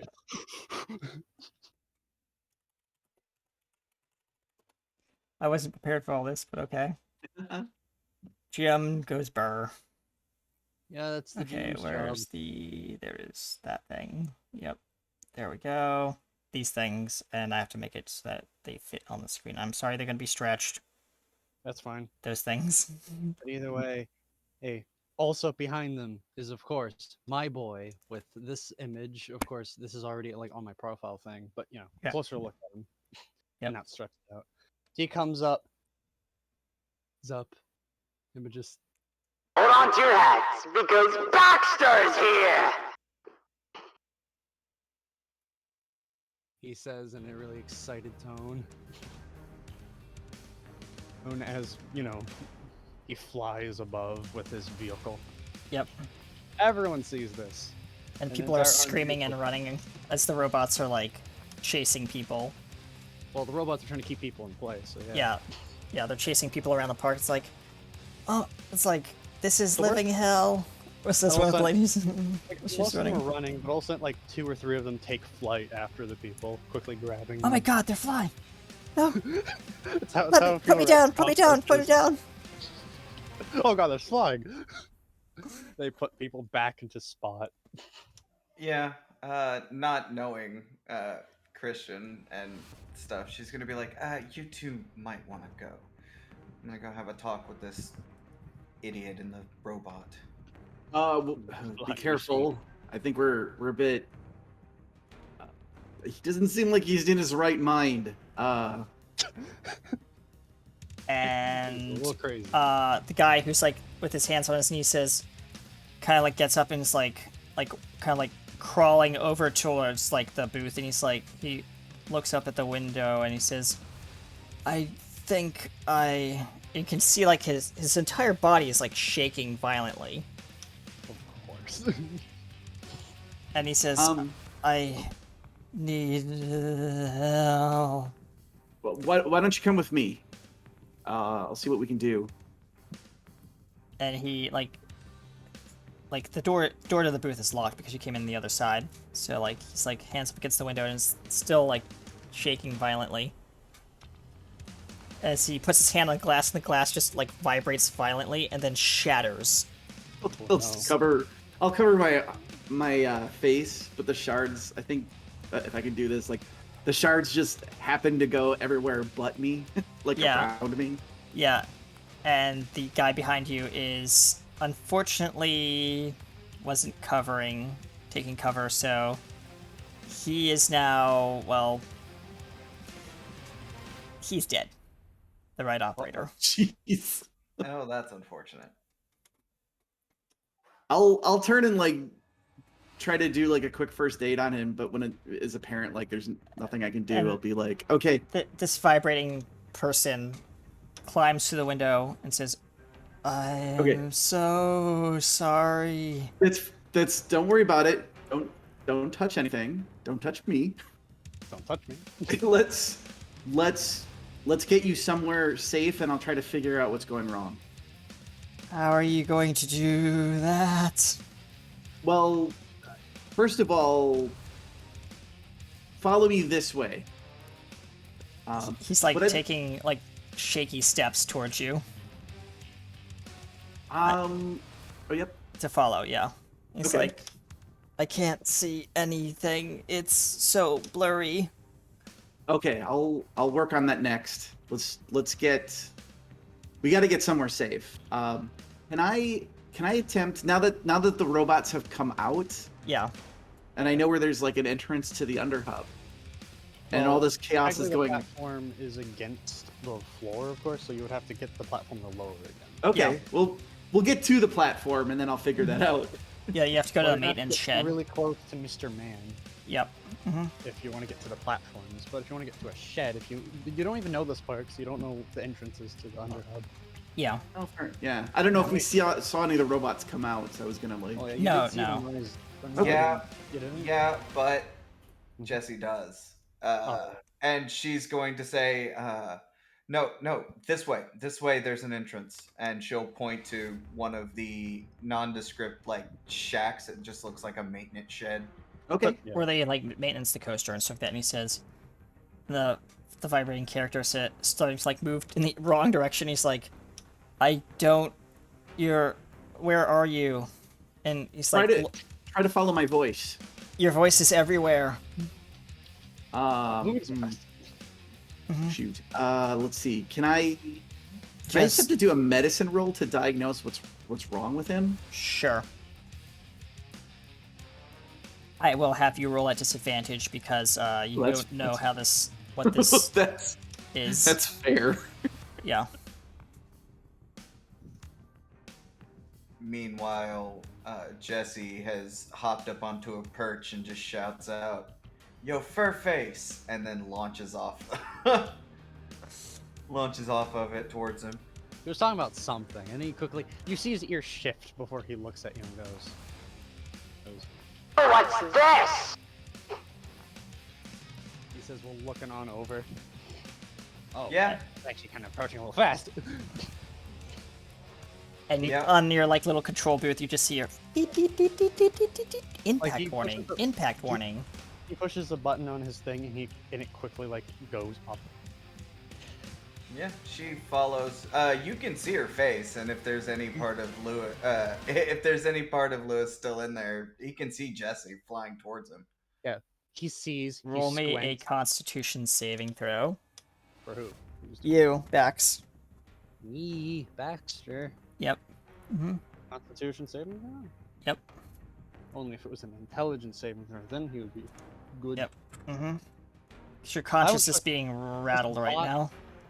This bot is so okay. Finally, an 18 plus 2, that would be 20. Your face kind of like slackens, and you're just like, you realize who this is. Well, I don't think he ever knew her name, but wait a minute. You. Yeah, me. Yeah, I'm trying to think of what to make him say because he's just staring, just like. They're just like two people, like a guy in it, like a teacup thing, and this like floating like little, like, well, not so little, but like normal sized human is just like hovering, and they're just staring at each other above this like park. Like, It's interesting to see you here. That's not the fly rig I remember seeing you in. He says while tapping his finger. She raises an eyebrow. Interesting. I won't blame you for not recognizing me, he says while just kind of shrugging. She says Lewis, right? Fortunately, yes, that was my name. But I went through some altercations today with a certain Flair. Yeah, I did too. And she kind of turns, and she will actually like pull down the back a little bit, and yeah, they're not metal or anything. They are. Fascinating. Your metal rig got mutated. Yeah. Interesting. This is putting his like hand up to like his chin. So the solar flare came with a complete breakdown with reality? I guess. It definitely gave me some upgrades too. But it also helped me see a little better. Not the physical way, but a little more of a, let's say, well, let's just say I finally figured out what to do with my life. He says, well, looking at you kind of seriously. Ah, terrorizing small children and housewives. Great ambition, kid. Very funny. No. But no, of course. I'm taking back what is mine. Unfortunately, that's almost everything. He says, well, stretching his arms. Okay. When Boss stole my designs. He definitely made a grave mistake. Ah, so your beef's with the boss. Yeah, well, I've got some words with him too. She says, but those people down there, they're not. As you they're see not one of these really- robots flying by, just kind of like holding one of these poor like It's just like guest patrons in his arms, and he's like, "Stop struggling." One of the robots like has a spray cannon and marks an X on the floor, and that robot puts the man down on it and says, "Stay." You see, I have no ill intentions against the guests. No, That's good. You can let them all go then, and then we'll go deal with the boss. Seems to just be me and you anyway, so why not? that seems like a fair thing, but I imagine most people won't be very okay with my little bit of a takeover. Speaking of which, he turns to one of the robots. How's a takeover of the water section? 85%. Very good. Go and continue that one. Look, taking over the park is one thing, and you have an army down there. I don't see him taking it back from you. It's really just letting the people go. They done nothing to you, and your beef is with somebody that, well, I'm fairly sure both of us have gotten his attention. She points to the circling choppers, of like news choppers and stuff. Yeah, they're like what is it, like quadrocopters. Yeah. Well, of course I Copters. got his attention. But also knowing him, well, the only thing he fears is more than, well, I guess it's not raking in the cash, is some sort of lawsuit. And, well, the only way to get his attention, because of course he has no care to the employees, is I have to get his attention one way. Well, I don't No, think you and- have to worry about suits. I've heard plenty of people wanting to sue him. Well, yes. As one of the like ride patrons, like down at the bottom, who just got off like the Savage Downfall, says, "Yeah, what he said." Either way. And also, he discards safety of anybody, but of course doesn't want a lawsuit. Isn't that confusing? Almost every design he stole from me, he also never put the effort on actually building correctly. Oh, so you're responsible for the ride over there? She points to the Savage Downfall. Conceptually, yes, but I had so many safety features he obviously left out because it is experimental and requires money. I had a perfect brake system, and then even an auto safety robots that would have freed people if anything went wrong. But obviously, that doesn't work. So I'm gonna have to get a little more loud. He says, well, he flies backwards a little bit in the vehicle. It's surprising how much how little time I need to do something when I put my mind to it. He says, well, pulling out a remote control with a big red button on it. You don't even know where he pulled it out from. Like, he flicks his hand and it just appears in his hand. Yeah. Let's see. How... Wow, this is about to get really, really, I can't think of the word now. Probably a little She's... spicy. No, she's gonna look and reach for her bow, but realize it's not there. And feel these things come down her arm on the inside. Her hand flexes a bit. And then she just kind of raises her hand, and she is going to shoot that button out of your hand. Do it. I dare you. Strength versus opposed dexterity. Well, his strength is a -1, so Well, oh yeah. he's got weak bones. Mm-hmm. But he's got stronger other parts. Yep. But I'll roll his strength. Yeah, it didn't go very well for him. Yep. And a stinger-like object comes out of her hand. It hits his hand. It goes falling. I was gonna say you can join me. You obviously like this park. I could give you a spot in it.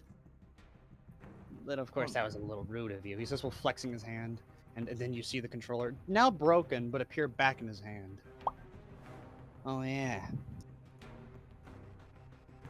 I have a few extra abilities than I was expecting, he says while putting the broken controller down. It's broken now, but if you just knocked it out of my hand, then that would have been more useful. Yeah. Rude, BioWare. Well, so is pulling out a big red button that, for all I know, could, well, explode the whole park. Don't worry. Why would I destroy what I'm trying to, well, take over?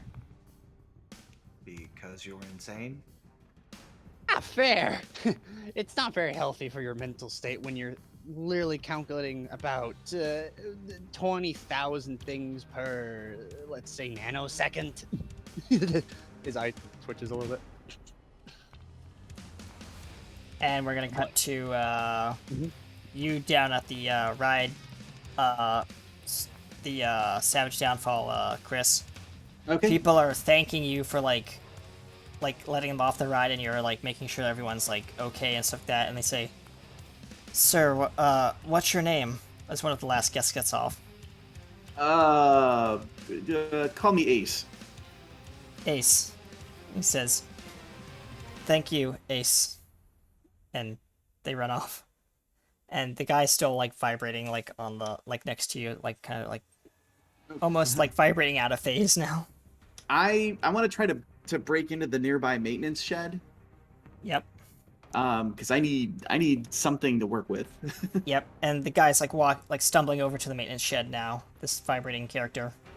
Okay. And he says, "I think I got it." As he grabs the doorknob and just literally the door just shakes violently on its hinges, and then just he picks up and just throws it over his shoulder as the door goes spinning and explodes. Okay. All right. That was great, but don't touch anything else.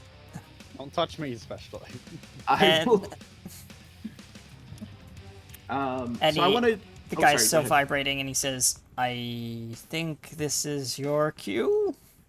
Yeah. Gesturing to the door with a vibrating hand. I'll see. Okay. Just hold on. Just wait right there. I'm gonna try to make something that will cancel out the symptoms you're suffering. Symptoms? What? Oh, this? He holds up his shaking hand. Yes. Yeah. We need to get that under control. So once I have access to the shed and I have my tools, I want to try to make something that can selectively cancel out the vibrations so that he can have some control over what's happening. You looking around and you find. Roll me a perception check, actually. Oh, sure. As you're searching through this like shed. Oh, only a 7. Yeah, you're looking around and you find like a couple boxes and crates, and this guy is just kind of like walking and stumbling through, and he's like, he just goes up to one of these like full-size body lockers, you know, like a locker you'd see in like a work locker, and he just puts his hands on it and it starts shaking violently, and he rips the door off.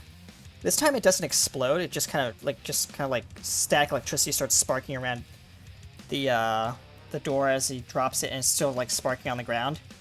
Reaches in, pulls out a it looks like a biker's uniform. Well, I feel like if you stood in one place for too long, you would start going downwards. You'd start digging. No, it's not like that. It's only certain types of material. But you don't know that. But Sit on the yeah, he like takes this like jacket and like uniform and starts trying to slip into it. He falls over on his back as he's trying to put it on. His body's still vibrating. Are you trying to not get touched? Is there any way I can help him that won't put me in danger? Roll me a actually, yeah, a strength check, because you have to like hold him down while he's trying to put it on. Okay. Ooh, good luck. Here goes. Yep. And it's gonna be contested because he's trying to fight you, so I need to get a DC rating. I did manage to roll a 17. I have no bonus though. What? Let me see what is. Oh, you beat his AC. Okay. Actually, yeah, you do beat his AC. So yeah, you managed to like calm him down, and he's not vibrating as violently, but like he's panting violently, like kind of like, you know, like out of breath kind of panting, because a lot of the wind's been knocked out of him. Yeah.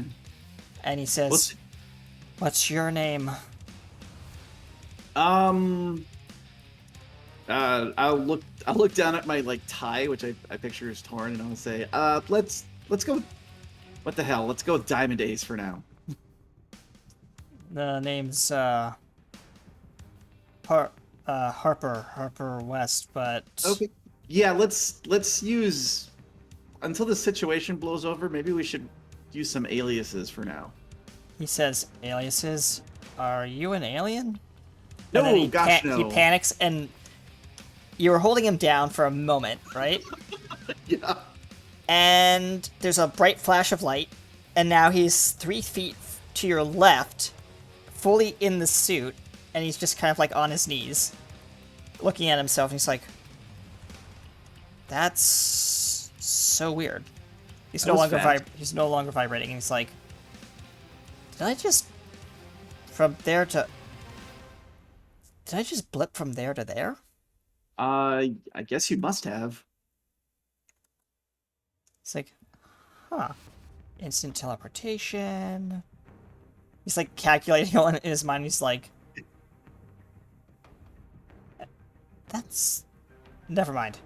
As you hear screaming out, as we both hear screaming outside, Ooh, and the guy's on the speaker, the megaphone. Okay, well that's one problem. Let's do another one. I want to start cobbling stuff together from the parts in here. It's like rapidly like. All right. Yep.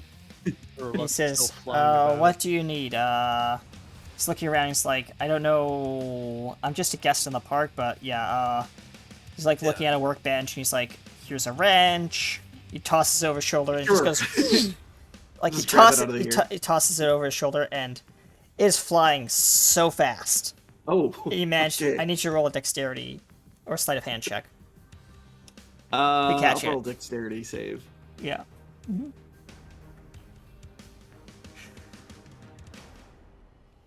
13.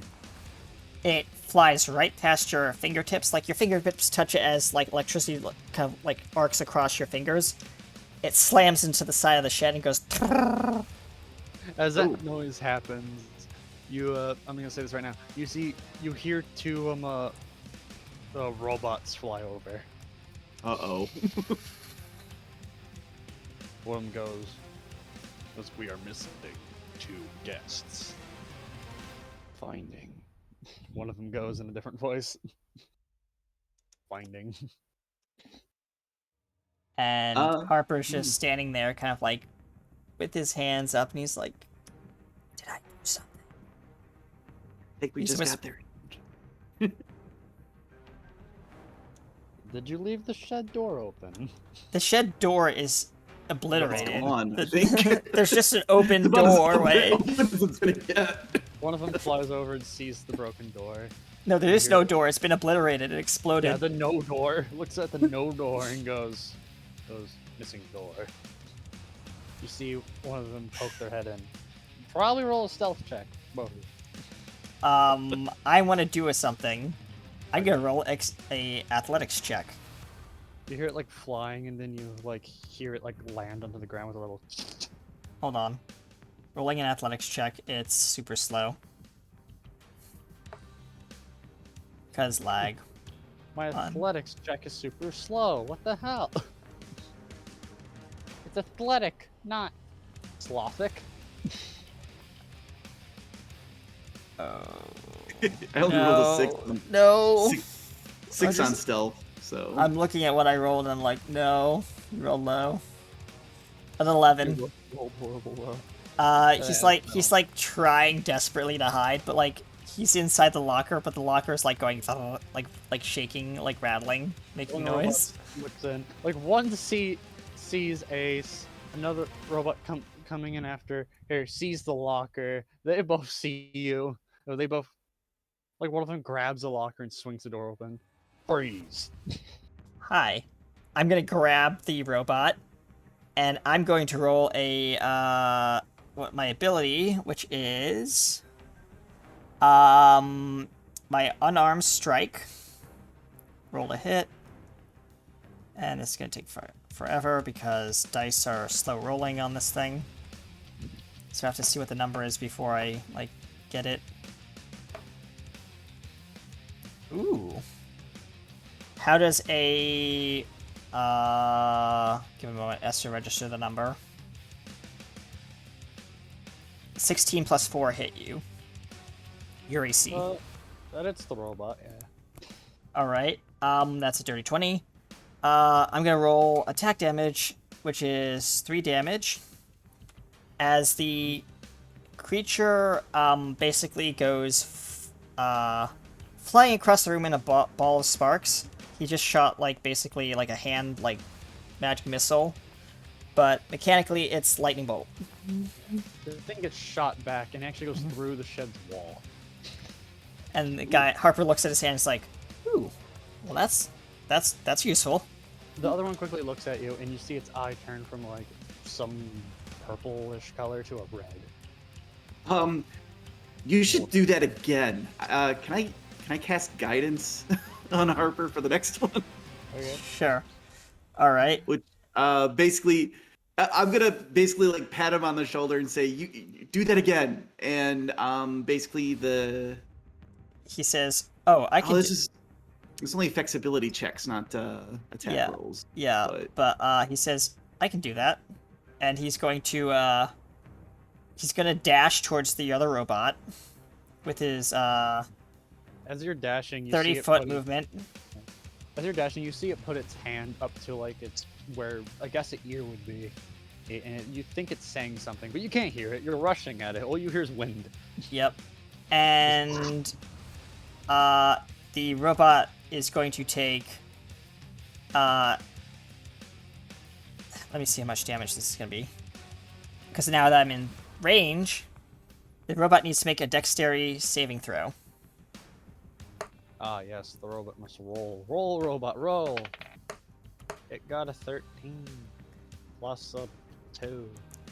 Okay, so it saves, but it still takes half damage. So it takes 3 damage. You hit it, it goes like flying into a wall as well, but it's not dead. You actually realize the one you flung into the wall also isn't dead. They both stagger up, and you see one like trying to broadcast something. And Meanwhile, Harper says, "I think it's trying to send a message. We need to stop it." And then we cut to you, Jess and the other guy.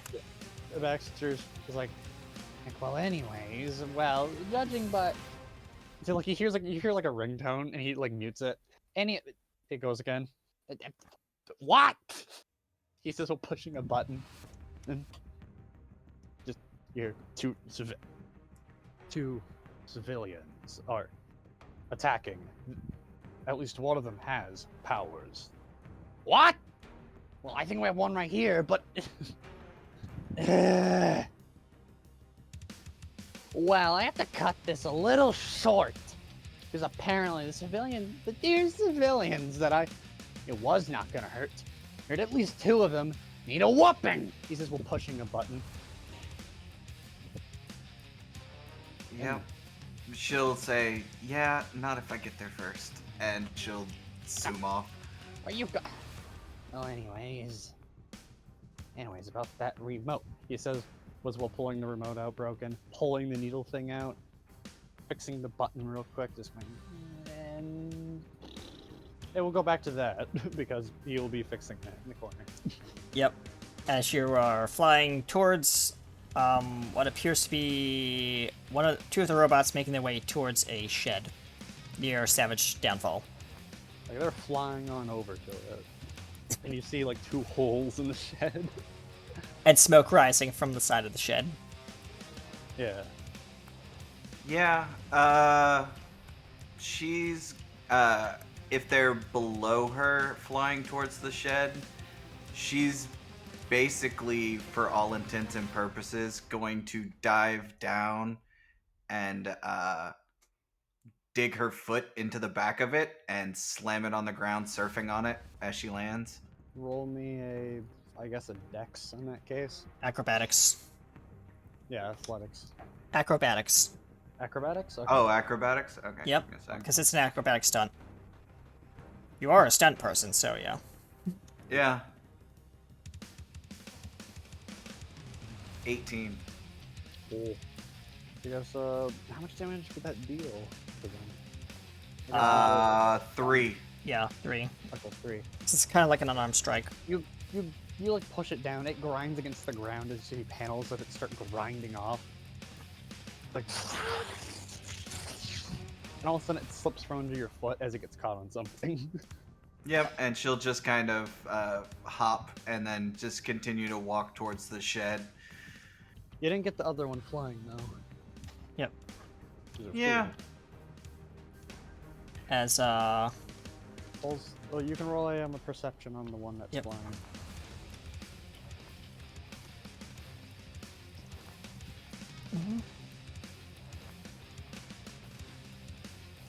Or I don't care. I got a 6, so. Yeah, you don't see it. Really. As, It's ahead of you anyways. inside the shed, Blip and Ace are still inside, and Blip's looking at you and you say, Ace, and he says, I think we have company. Do you want me to go deal with that? Yeah. I need a few more minutes to finish what I'm doing in here.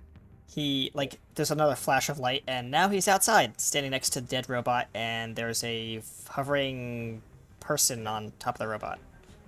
Well, that one actually isn't dead either, as all of them that took Well, their not damage. yeah, but he's now standing in front of them, and there's kind of like a smoke trail and little static, like electricity on the ground. He says, Yeah. Hi, who are you? Well, you're looking better, Blondie. That's not really my name, but sure, we'll go with that, yeah. She nods. Well, last time I saw you, you weren't doing so hot.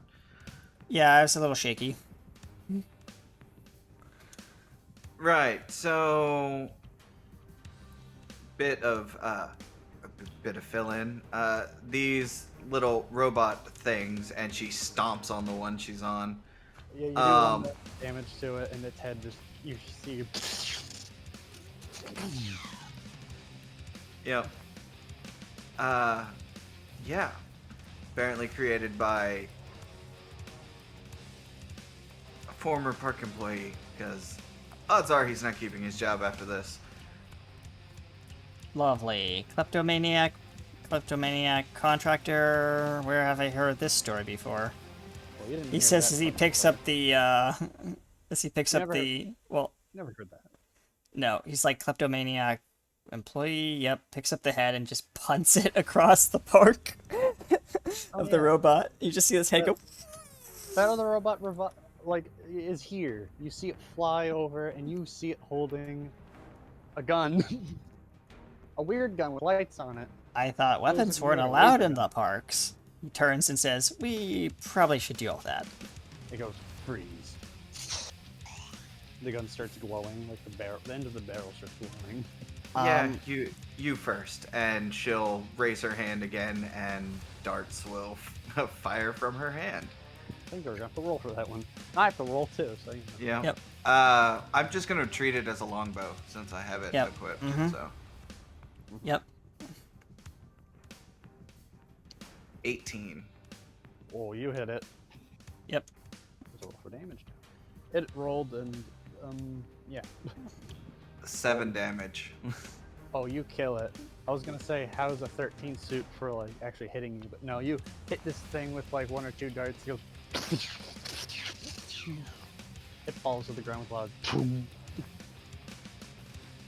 And Harper's like, his hands are like crackling with electricity. He says, "Oh, well, I guess that's not needed." As his hands slowly, like, the crackling slowly stops. Meanwhile, the other 2 that are with Ace are still there, and they don't have no weapons, but they try to apprehend you. Okay. I would like to like as they're advancing on me. I'm gonna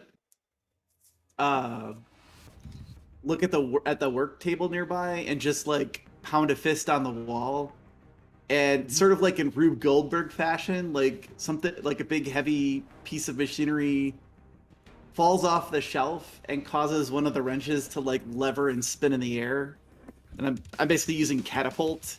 The catapult Luck spell. is not a superpower. Yes. Yes, it is. Yes, it is.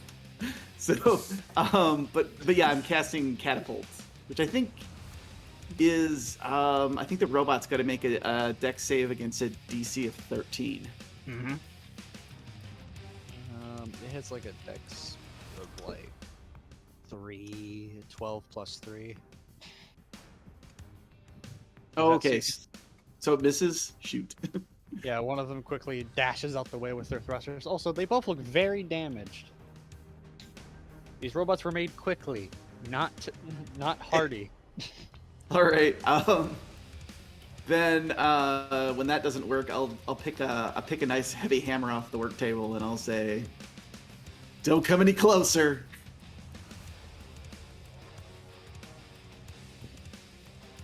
One of them just goes, just drop the weapon. And another one is going to rush you, and I'm going to roll. We'll see what it gets for trying to...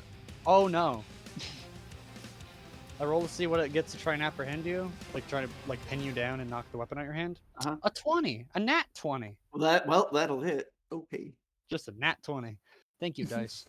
One of them quickly grabs you and forces you onto the ground. Could use some help in here. I'd like to use my ability, my blip ability, to dash into the shed behind the 2. Is it 2 or just 1? Oh, there's 2 of them. The 2 They're both robots. very low health, though. And he's gonna say, "Hi guys," and he's going to put his hands on the back of them and basically shock the living hell out of them. You're gonna try and attack both of them? Yeah, because he has dual wield. Oh, of course. So 2-hand. Yeah. What would you roll for that? So I am rolling my unarmed strike. Okay. Roll that shit. Let me see what I have to roll to hit. Give me a moment. Come on. Can't see what that is.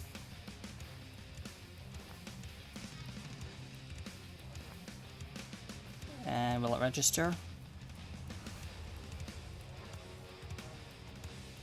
What's the hit? It's not right. Oh, 23. Oh, yeah, you get both of them. Yep. And You each zap of them them take 3 damage. Well, that's more than enough. Yep. If you see both, like, you see, like, one of their, like, camera eyes explode. Just... as they crumple to the metal floor with like a loud clang. You do see Ace on the floor, and you see like his hands are tied up by like some sort of rope. And he's now going to reach down, grab the rope, and basically like electricity kind of like sparks across the little rope, igniting it on fire and just burning the rope enough so that like it can be broken. Yeah, it's obviously they didn't get done tying, so it wasn't that hard. And he's gonna pick up the rest of the rope, and he's gonna grab, like, basically put it on his back, and he says, I think this might be useful. And when he picks it up and touches it, it turns into kind of like a whip that can be electrified now. Oh, well, it's a rope, so be Yeah, careful. it's like a whip rope, but yeah, because he has a whip in his inventory. Could be like a metal cable. Yeah, like a metal cable. Yeah.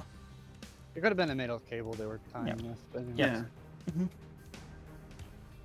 Either way, you saved your friend. But now you three have to go versus the big bad. And oh yeah, over there, you very faintly, because he's slightly close enough for you to very faintly hear his voice going, "Aha!"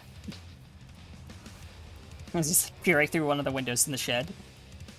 You can see him holding this button thing. He's putting a screwdriver away. He doesn't even put it away. He just lets go, and the screwdriver just dematerializes. And he just, like, you see him push a button on this thing, and just, like, where's my voice mod? But he just goes, wait. Sorry for the interruptions. Anyways, fun starts now! His click. As a large, like, hexagonal dome starts emitting from the top of the new ride, Megaton Tower, and starts encapsulating the entire park. Oh dear. Oh.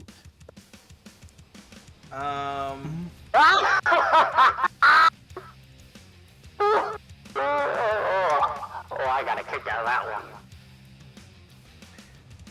Okay. As one of the guests, like, tries to exit the park, he just runs up against this, like, force field. And you just hear a loud zzzz, and he's disintegrated. Oh. Oops, I should have told you. Don't touch it. It's a little bad for your health. Don't worry, I have robots cleaning up any, well, let's say, ashes on the floor. Right. You boys okay in there? Yes, says, like, this, like, as he's picking up Ace off the floor. You okay? Yeah, I'm alright. Right. I guess try and make sure that everybody stays calm. I'm gonna go deal with Furface. We can't deal with him alone. We're gonna have to come with you. Agreed. Can you fly? I can do this, yet. as he snaps his fingers and he just, like, blips from one side of the room to the other. I'm gonna start taking more parts off the shelves and, like, cobbling devices together really quickly. Like an inventor / very lucky person. Yes. Yep. Everything he happens to invent, no matter how mad, just happens to work. Pretty much. That's literally exactly how his power works. Meanwhile, I'm crazed inventor with a lot of thoughts going through his head. Yep. And, I guess Blip is literally blipping around the room helping gather materials. Cool. Meanwhile, in the background, you hear Baxter talking about something. Like, Finally- probably how he'll destroy, like, his boss or something. Yeah, he's also saying, like, he's got some exciting plans and stuff like that. You kind of tone it out. Yeah. Yeah, Jessie finally looks down and sees the state of her outfit and says, either one of you And have Blip just blips in front of you and looks at you and is like, your things are showing. He almost bumps into you, but to be honest. Yes, I am aware. Hold on, I can do something for you. I'll start cobbling together some equipment for her as well. As he, like, Blip's like, one moment, I think I, for a moment, we don't need to see that. He just, like, blips over to, like, a side of, like, the shed where there's a tarp covering a bunch of, like, old equipment. He pulls it off, flips over to you, and just wraps you with the tarp. It's like, ah, much better. And of course, Ace, you could probably pick parts off the robots if you have any specific. Oh, good point. Yeah, I'll salvage the robots a bit for equipment. You're surrounded by at least 2 of them. Yeah, I'll fashion together some, I guess, like some ad hoc armor pieces for myself and for Jess. Well, as you pick it up, you kind of like look at it, and it's like you can tell these robots were made very quickly and surprisingly well made in the sense of architecture, like movement and all that stuff. Just the only problem is, of course, these things are hella flimsy. This is actually pretty impressive work. Well, and he you just was hear a maintenance employee. You just hear Blip say, "Yeah, impressive work for a kleptomaniac." That's a stealing person. Or, well, Psychopath. yeah, that. Sorry. He says as he's finished wrapping you in like this tarp. Yeah, her wings. All 4 of her wings kind of fold back down. Genius and crazy kind of go together sometimes. Yeah. Yeah, he was such a sweet guy before. Well, I suppose whatever happened caused a few changes. Hope you guys don't have any mental changes. I'm still curious about that. But we got to deal with the immediate problem. Yeah, definitely. And as you just continue rambling on outside, he's like, "Yeah, I can't hear you." As he's like doing like the mouth talking thing with his hand. I don't suppose while I'm in the workshop I can get the last thing I need for my character, which is Oh, that thing? yeah. I don't know if that would be in here or not. Remind me what it was. The Molten Hornet. You're gonna have to go to another part of the park for that. Okay, fair enough. A funny part of the park. Yeah. But there is a access hatch to the underhub here. You just see like a little like trap door, like as when Blip pulled off like the little tarp, it reveals like a trap door like next to a couple crates. Oh my gosh. You gotta hope it's not locked though. It's the underhub. I will tell you it was in here. I'll go to the hatch and I'll try to open it. There's heard about this a place. padlock on it. Okay. And Blip's gonna reach down and be like, well, since he just touches the lock, and you hear like the pop, and a little wisp of smoke just pops off the lock, and the lock is open. There we go. He picks up the lock and kind of tosses it aside, opening the hatch. A ladder that goes down. Yep.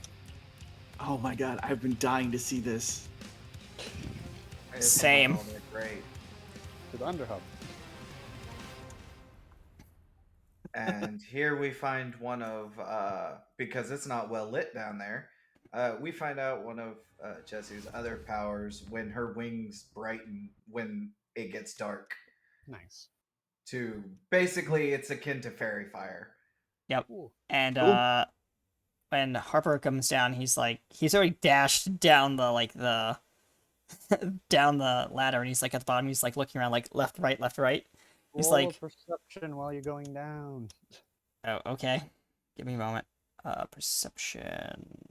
Where's perception? Ooh. His perception is not that great because he moves so fast. I got a 12. And it's slow rolling. Yeah, I only got a 9 on mine, so. Two are blind. Give me a moment. It's just registering. Then 1,000 years later. 18.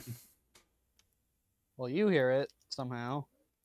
But as you're walking, or going down very quickly, you do take a pause as you reach the bottom to hear marching of some type. He just kind of shout. He doesn't shout up, but he kind of like looks up, and he's like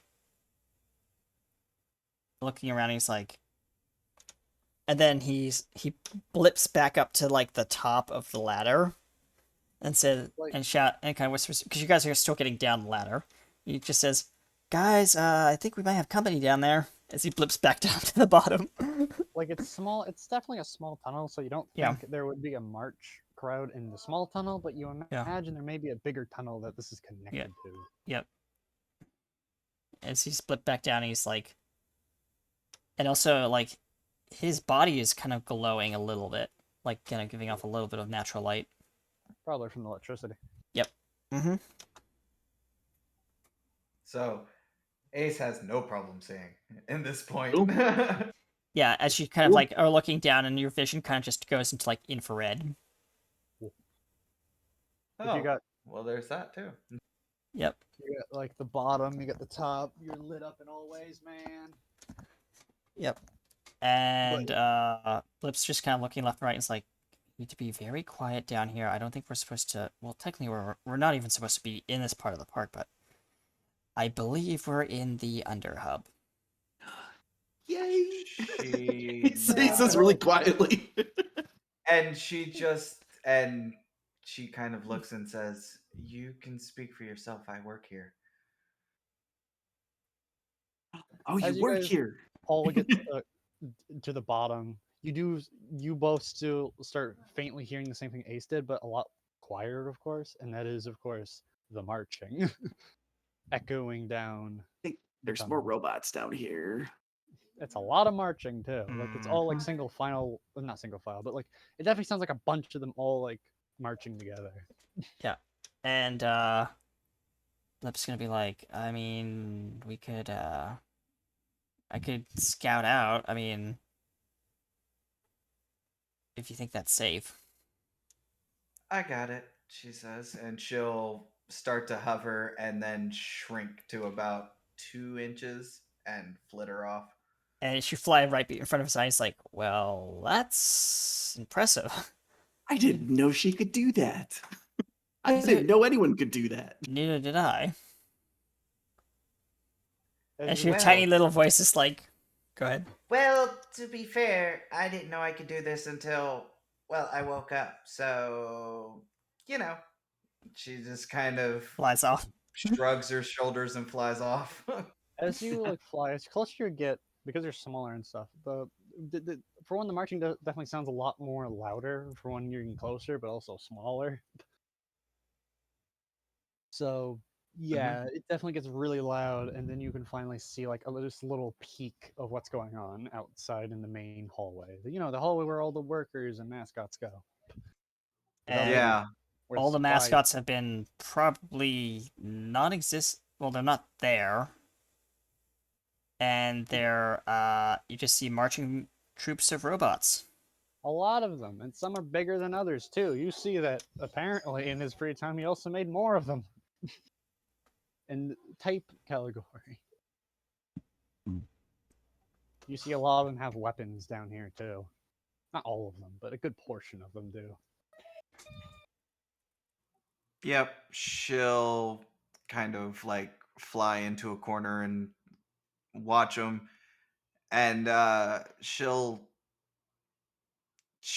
basically be like, "All right, so they're moving like this, okay," and she'll turn and she'll fly back and say, Before you fly and- back, like, Blip is about to, like, blip to next to you, and then realizes that you're right there. "Yep," and she will, now that she's realized how to do it, she'll enlarge again. And she'll look and say, "Right, so anybody got an explosive? Because they're bigger down here." Blip's like, I don't know, but I can make a distraction. As you guys Oh yeah. who wants to roll perception as you guys are talking, by the way? Or we're whispering, but yeah. Yeah. Yeah. What's a I'll perception? roll. Actually, I have advanced hearing because I have like heightened senses, so I can roll my perception with advantage. Yeah. Cool. Which is funny because I have a -1 perception. Mm-hmm. Mm-hmm.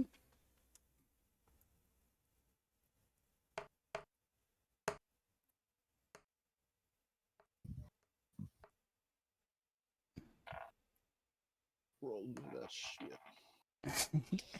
Yeah, give me a hot sec. It's still spinning. There it goes. 13 plus -1, so it's a 12. Not really. Not quite. Nope. You still hear the marching perfectly fine. Yep. It's like, yeah, I definitely hear foot soldiers or whatever those are. Killer robots, yeah. What about you, Ace? What did you roll? Let me roll here.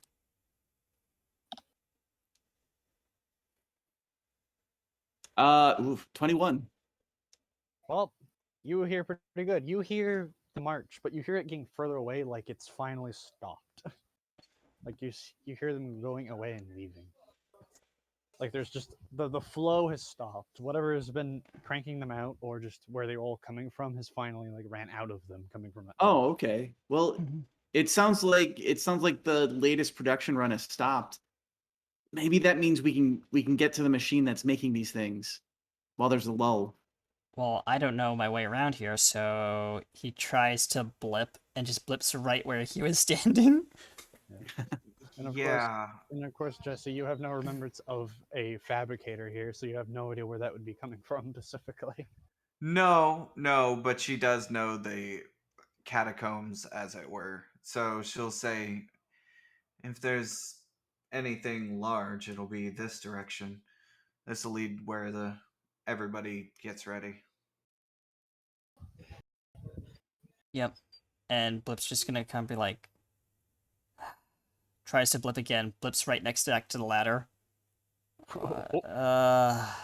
Okay, I guess I can only go to places I know where to go or have been before, it seems.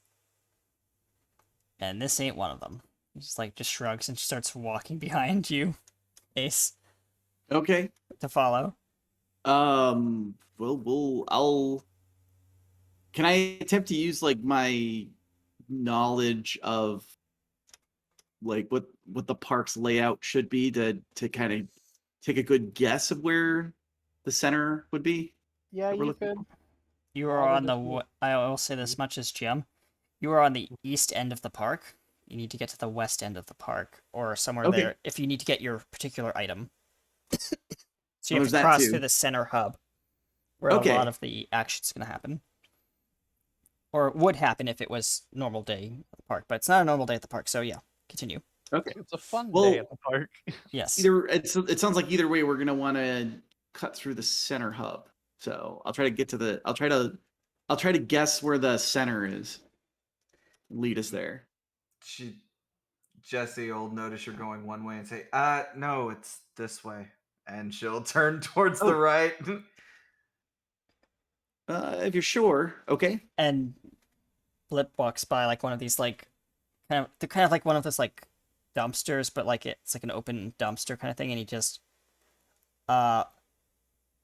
looks in and says, "Why do they have all these metal parts thrown in here?" Picks one out. Looks like it's old ride components. He holds one up to you, Ace. I'll take a look at it. It is a old camera component. Oh. Well, I'll hang on to it for now. Yeah, I'm gonna message you. Oh, okay. Keep going, guys. She says, well, I've worked here for the last 2 years, so yeah, kind of sure. Fair enough. She nods, and she is rather pleasant as they walk. Her wings have been tucked back behind her like a landed dragonfly, as it were. Mm-hmm. Yep. It's nice and lit in a giant hallway, I imagine. And Blip's like still staggering behind. You guys have rounded the corner. And he's like, "Hold up, wait!" And he just blips right next to you, Ace. Mm-hmm. Because he saw you round the corner, so yeah. You as you guys progress, you hear the marching again, realizing you are going the same direction the marching is. It's still going away from you. It just as you walk forward, you're also keeping up with it. Wonder what he's where building. they're headed. I wonder why he's building all these things, or if he's building these things, for what reason? he wants the park. She says. Yeah, but like, you don't have to. Well, I mean, he is an evil creep anyway, so. Well, I mean, technically, well, if he is to be believed, he had a hand in creating all the rides here. They were stolen from him by the CEO, which I've met the guy. He's kind of An asshat. he's not a yeah, he's a yeah, he's not a nice Oh. person. Well, now I feel bad for wanting to work here so badly. Oh no, the pay is fantastic, but I haven't had a day off in 2 years either. She says. Oh, oof. I will say, having seen the robots, I can believe that his work went into the rides. So, I'll be turning the camera piece over, and like as I look at like what's missing from it, I'll keep an eye out for the missing pieces. Yep. Yep. So, as you're walking through the hallway and stuff like that, you are you kind of go down like a side corridor, and there's a couple like shelves on the wall, and there's like various components and stuff like that that have been like untouched. They're very dusty. I'll pull down a random box. Pull down a random box. Roll me a perception check.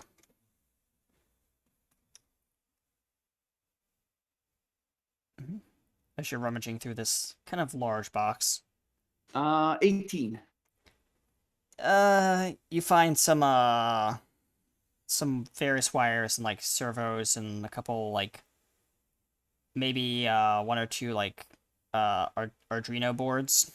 They're very it's very old tech, but like I mean it looks like it might be compatible for the rest of these components that you have it with you.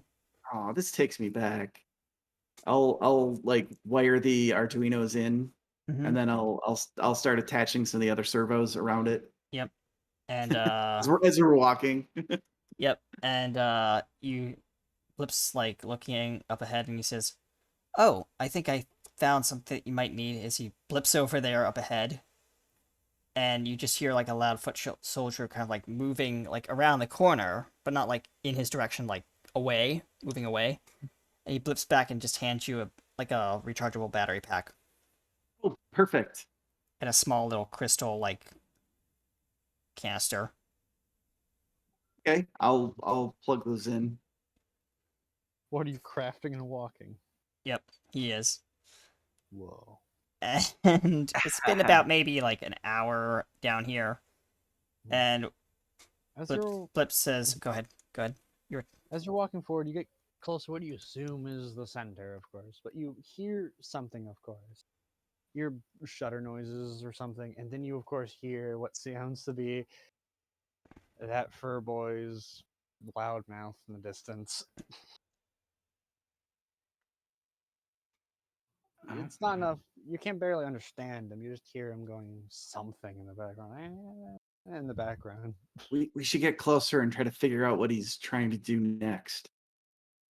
Blip looks over to you, Jess, and says, "Well, I guess since we're kind of heroes now, I don't know if you want to call us that. We like, well, I go by Blip. He goes by Ace or Diamond or something. And what's Diamond your... Ace. Oh, sure, yeah, Diamond Ace. What's your name?" She looks and flutters her wings a little bit and says, I don't know. Queen Bee. How about that? I like that. I like it. Yeah. Mm-hmm. And he says, well, okay, now, Or Queenie, for short, I guess. That works. He says, well, I'm Blip, so yeah, and I think I hear him muttering something behind that doorway up there, but there's like 3-foot soldiers like patrolling that area. I don't think we can get any closer. Well, not without a fight, I suppose. As you get closer, you do realize it is an open door, actually. Mm-hmm. You think? And it opens up to like this large open area that probably was for something. All you know is now it's been fashioned to almost like there's basically seats surrounding this entire like center area, and you can see She, Baxter standing there in the middle. yep, she says, well, you guys want a distraction?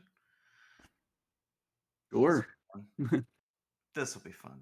She'll shrink back down and barrel full speed at one of those things, and then right before she hits it, I'll make a check for it, but she'll expand and basically bullet rush him.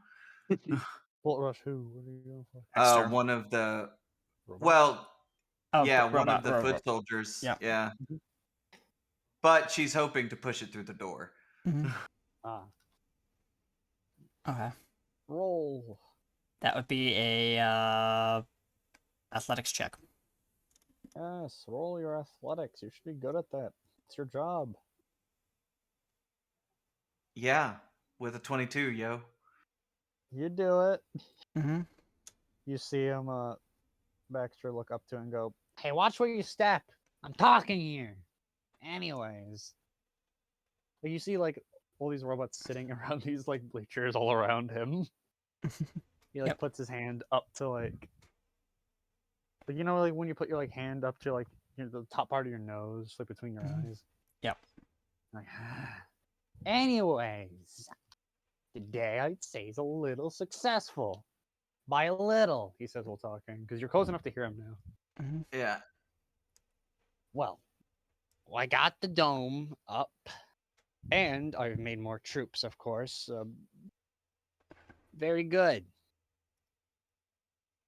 But I can't run this place by myself, so of course, gonna have to do something there. I know you're all robots and you probably don't think very much, but I'm gonna have to, make you bosses. So I don't have to manage every area by myself. And I've also noticed that's going to be hard. And also the fact that I need some extra types of troops that I can't spend all my material on. But I'm going to brew up a plan for that. So anyways, the big situation, he's pushing a button, a big screen comes out. We got 3 very bad somethings. One used to work here, and 2 are guests, I think. At least 2 of them have powers. Don't know about the third one. He's like looking at an image of Ace. He looks kind of normal, but he can build, so, don't die in front of him, I guess. Either way, these are supers. So get through all your thick-hearted metal skulls, so we can't have them here. And if you see them here, I would say crush them or imprison them, but we can't have them in here. So just kick them out, pretty much, and then try to do whatever. Okay? Good? We understanding? Mm-hmm. Oh, Furface, I thought we were friends, she says, getting off the robot that she bull rushed into the room. His ears flare up. What the hey! Yeah, probably shouldn't leave your front door open. Bad move. Well, he doesn't know specifically where you are, but also I rolled to see if he could. Oh yeah, no, she walks right out. Oh, okay. Yeah, she's not hiding. Plain view, yeah. Nice.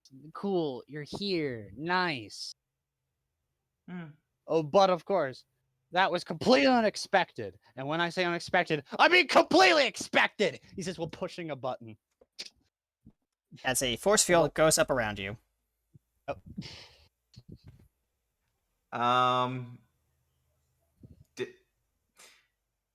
I'm going to ask because there's vents everywhere. Is there any? Because he hasn't seen her shrink.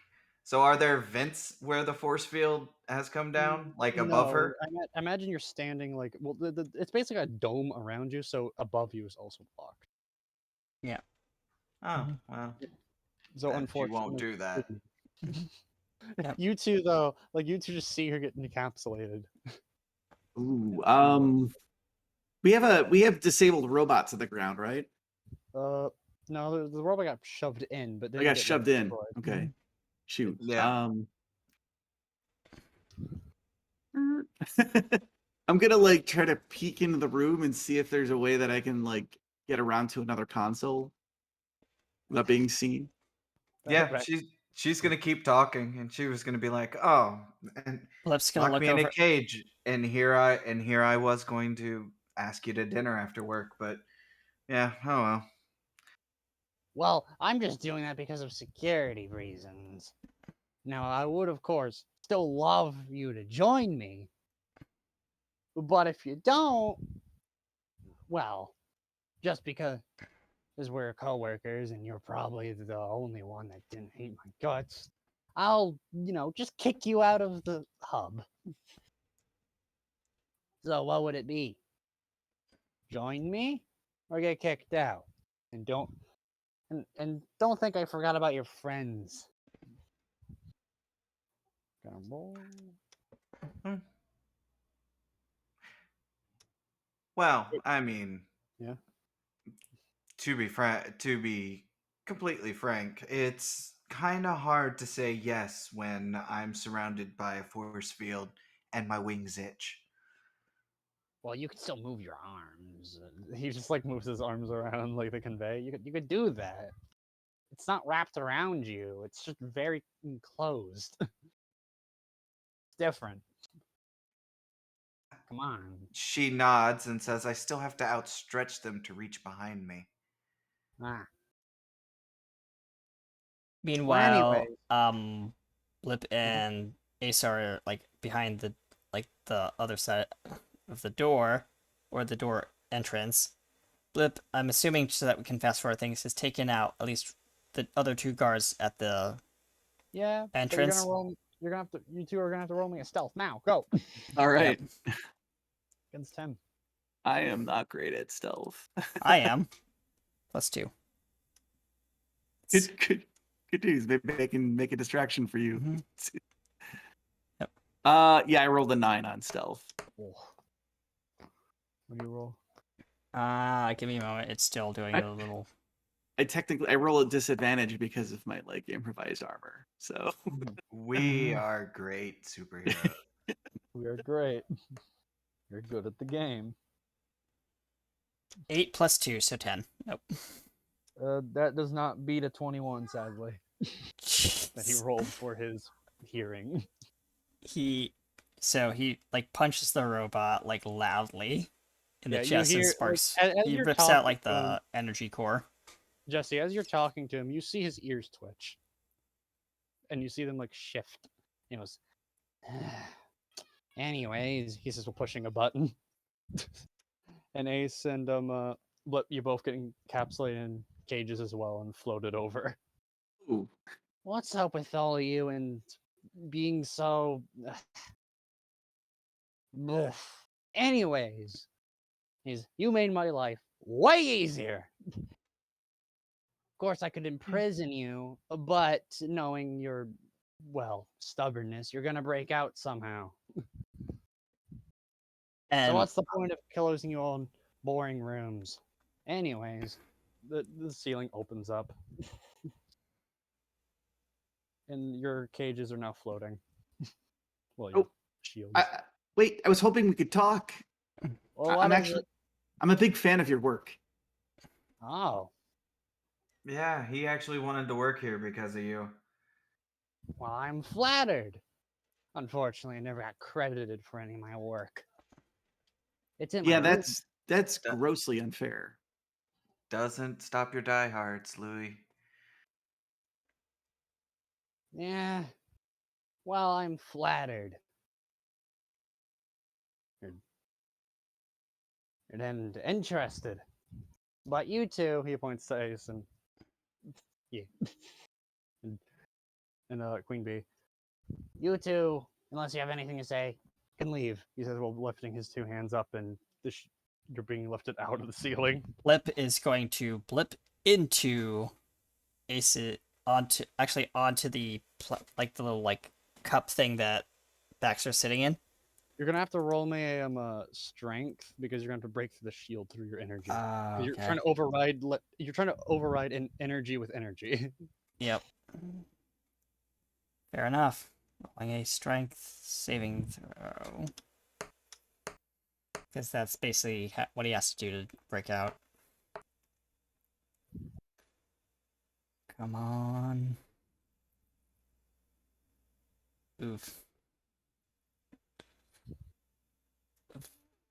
That's a 9, so probably not. You try to, and all of a sudden you blip out, but the electricity just bounces around in the shield thing, causing it to rock around a little bit, and Lex going, huh? And then you blip back in and just, interesting. He smirks at you, like you just told him a secret. Mm-hmm. Of course, you just got your powers, so you Yeah. learned something as well. Yeah, exactly. I'll keep that in note. Anyways, goodbye, you two. Sayonara. I'll You keep know the stat you're- fans running for you. You know that you'll never actually get to him without my help, right? Well, that's why I'm not killing you. And also, that's why I put this on you. You hear a little click on your leg, and you look, and a little tracker has been applied. That's adorable. I you know know- it's adorable. It's cheesy as hell, and I love it. What is it? Maybe we could, I don't know, maybe we could help you? I mean, she's a disgruntled employee, and I'm grossly offended that your work isn't credited. I'll kind of glance at Jess and be like, a sort of like, play along. Yeah, she actually does. She's like, I literally took an 80-foot fall, and the only person to check on me was my assistant, who I hired. She says, Well, yeah, I know.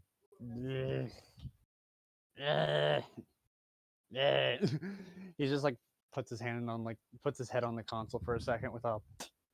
like you, I haven't had a day off since I started. I'm exhausted. I didn't even have time to go home, so I just started living here, and because of that, my pay got reducted. My apartment's in the arena, she says. Well, then both of our pays are reducted because the boss calls it rent. She nods.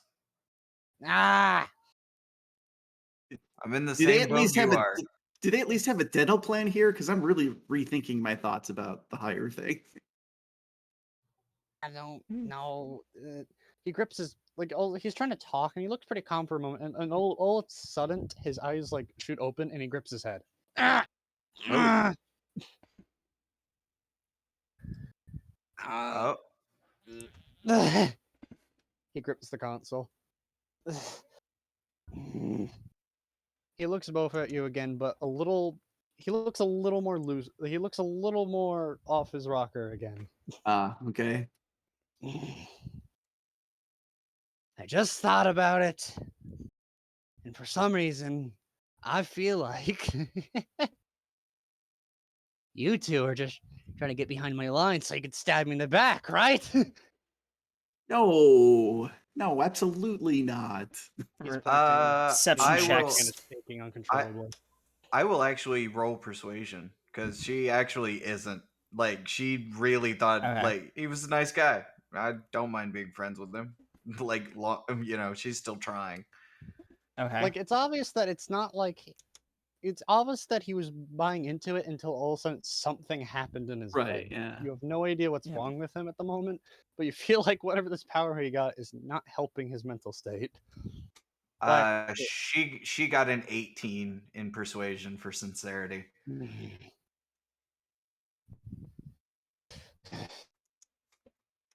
How am I supposed to trust you when everything else I trusted backstabbed me? Because you're the only person here that knows my real name. Ugh. Fair. Me in my head. But the plot! I'm supposed to be the bad guy. Me in another part. We gotta deal with this shit quickly. But anyways, behind the scenes in my head and later. This now. You two definitely drove a hard bargain.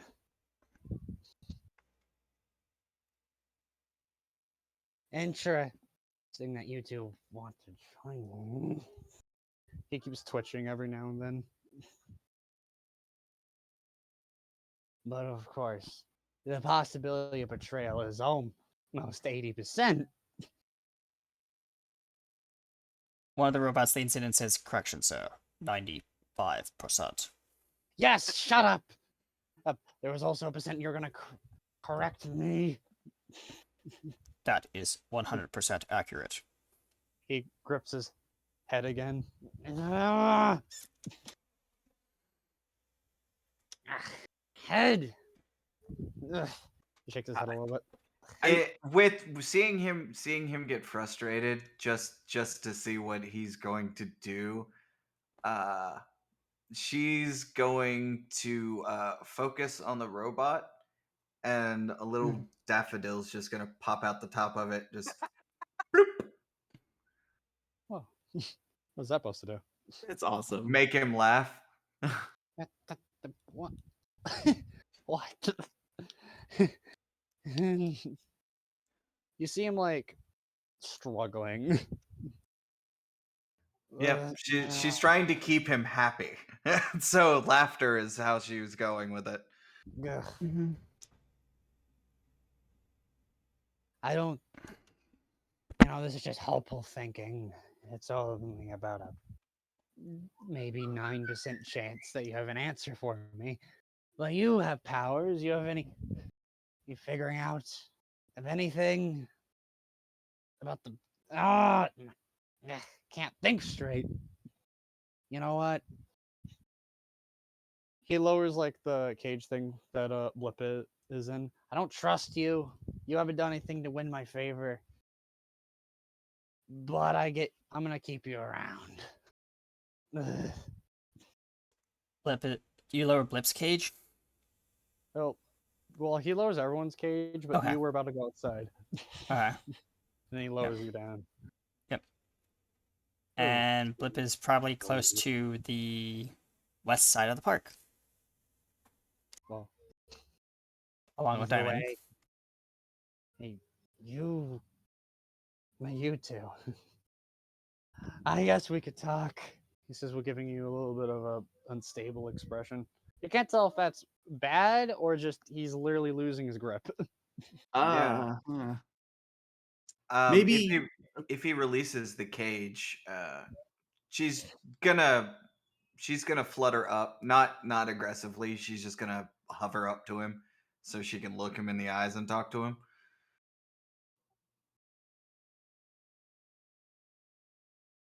But go ahead.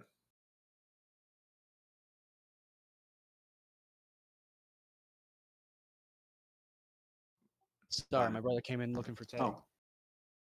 Fair enough. Yeah. He couldn't find it. But anyways, what is it? If you release her from her cage, she kind of hovers up to like eye to eye, so that so you're not looking down on her when you talk to her, because she's not about that. Yeah, like he does release, but you do definitely feel like if he feels threatened, he could probably do something. Yep, that's why she hasn't busted out of her tracker yet. Anyways, you two come with me. He starts like flying over to like a door. All right, and then he eventually hops out. You don't remember him he's like maybe 1 or 2 inches shorter than he was. You don't remember being as short as he is, but like it's not that short, so. She looks at Ace and shrugs and says, "Well, let's go." Yeah, we better go with him. Of course, there are 2 guards following tightly behind you too. Mm-hmm. Ace will kind of look back to where he imagines Blip is probably still back there, and he's like, Blip's, well, Blip's hopefully- on the top of the park right now, and the hatch is Oh, that's right. closed. Okay. Yeah. Yeah, you got lifted out. But like, he's taking you to, and eventually he leads you to like a room. Rather, it's like a conference room, but he definitely changed it up. You know, it's surprising after my powers how fast I can work. It's pretty impressive. Yeah, it is. And of course, it lets me do other things too. He like walks over, and he like opens his hand a little bit, and you see a pen appear in his hand, and he starts clicking it nervously. I think you need a. What did they used to call them? Fidget spinners? You need one. Well, I think I can probably get one. He lets go of the pen. It disappears. He outstretches his hand. A little spinner appears in his hand. It's weird how this power works. I think it and I get it. It doesn't make anything. It just brings something, the closest thing of that subject to me. But it's really helped my work. I don't have to drag a toolbox around anymore. That's pretty useful. And he probably already noticed my hearing. Now, take a seat. He says, well, Outshore, like, did the seats. He sits on his seat, but his seat doesn't look much different. It looks a little different. It's got a little, like, his emblem on it, but that's kind of it. Okay, I'll take a seat. He looks at you, Jess. She's going to look at the seat and then look back at Baxter and say, I'm not exactly sure how to sit down with these things yet. Because she hasn't sat down yet this entire time since she's gotten them. Give me a second. He says, well, he walks over to it. He pulls out a wrench out of nowhere, of course, and he quickly just adjusts it. It's like, I think that'll work. He sits back down. There's He now a looks little hole in the more- back of the chair. Yeah. Yeah, she'll sit and very carefully, I guess, slot her wings in. Well, I don't fully trust you, but of course, I feel like it's an even playing field if we at least know about each other a little bit. At least on the newfound abilities department. I've already described my hearing and my weird teleportation ability, but of course I have one more. Getting to me. He holds his hands to his forehead, well, to his head in general. You know how hard it's to think when you have about, let's say, 2,000 calculations running across your head at about nanoseconds? He says with Not- eye twitches. Not quite that many. I guess whatever affected you enhanced your mental capacity. I think, by my calculations, I'm about thinking even faster than a supercomputer. Maybe about, let's say, 2 or 3 of them combined. One of the robots looks at you and says, "It is very mind-boggling." As he's like the robot's serving coffee to you guys from the cooler. Surprising how quick I adjusted, but of course, I think I'm losing it a little bit. Actually, to be honest, it's barely even hard to even tell why I'm doing this anymore. One of the robots leans in and says, "Your coffee, sir. Also, I recommend therapy." Yeah. Just downs a full coffee in like 2 sips. I also would probably suggest decaf. Yeah, I was thinking the same thing. I look over. I can just imagine this is like a Mad Hatter scene. Yeah, of course. Yeah, except Alice in this situation is completely smart mouthed. Yeah. You know, the other guy that we found, he figured out a way to kind of dampen and control his powers. Maybe it's just a question of getting you something that suppresses your powers just a little bit and gives you just a little bit more control. Well, I've Like, tried. like maybe 1.5 supercomputers rather than 2 or 3. That's a lot of. It's a lot of thought. It also makes it hard to think straight because, of course, every time I think about every possibility. Then, of course, I pick the most, well, highest chance one. It's the reason everything went so smoothly so far for me. Of course, he's still twitching. I mean, I'm fairly sure we can build. I'm fairly sure Ace here can build some kind of tinfoil hat for you. Well, that one. Hope. No. Ugh, my head. Ugh. One of the robots Either leans in with way. another cup of coffee. Sir, Like, rest. Yes, of course. Don't give him more coffee. I'm gonna save the robot. Of course, I would love to say this, as I feel like any sane part of my mind is maybe a little deteriorating. I'm starting to forget your name, to be honest. He looks at the address. Jesse. Yeah, she just says. She'll look at Ace and shrug and say, "It's Jessica." Ah, yes. Mhm. What's your name? My name? Which one? The stronger me or the weak one that's slowly leaving? I wouldn't necessarily call him the weaker one, but the one that's the one Okay, that, that's the one that fine. deserves the credit for all of this. The real credit. The rides in the park. Ah, yes, Lewis Harley, I believe. Try to hang on to that. That one. He never specifically stood up for himself. He tried to be the nice one, but everyone walked upon him. But now I I'm the didn't. boss. Well, yeah, that's the only reason I haven't done anything to you specifically. That's fair, and I suppose if we're sharing abilities. She takes a second and she says, "By the way, this tracker would have never worked." And she shrinks and it slips off her ankle. I had a feeling. Either way, that was just scientific experimentation. If it failed, it failed. If it didn't, it didn't. Now, by my calculations, yeah, that would have been 100% failure rate. Or at least only failed when you shrunk. Fortunate.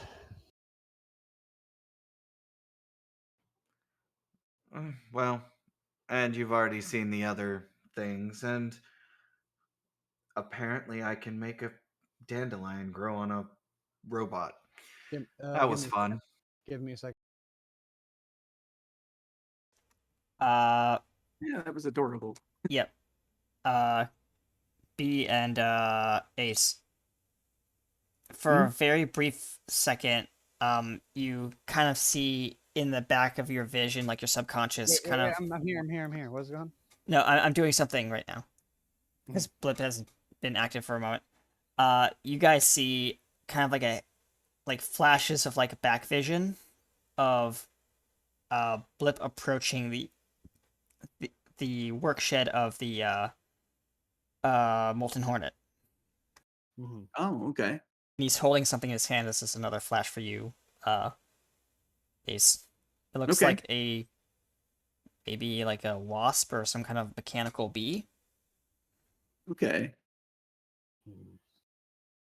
He's still a ways out though, right? Yeah, it's a very faint like flashback, but like it's like kind of like not agonizing, but like I will allow Baxter to basically notice that you guys are having some mental pain as you guys touch your foreheads. Yeah, Fair enough. Mm-hmm. Yep. He like looks at you guys. Ow. What is it? I think we're all Migraine. still having after effects of the flare. Here.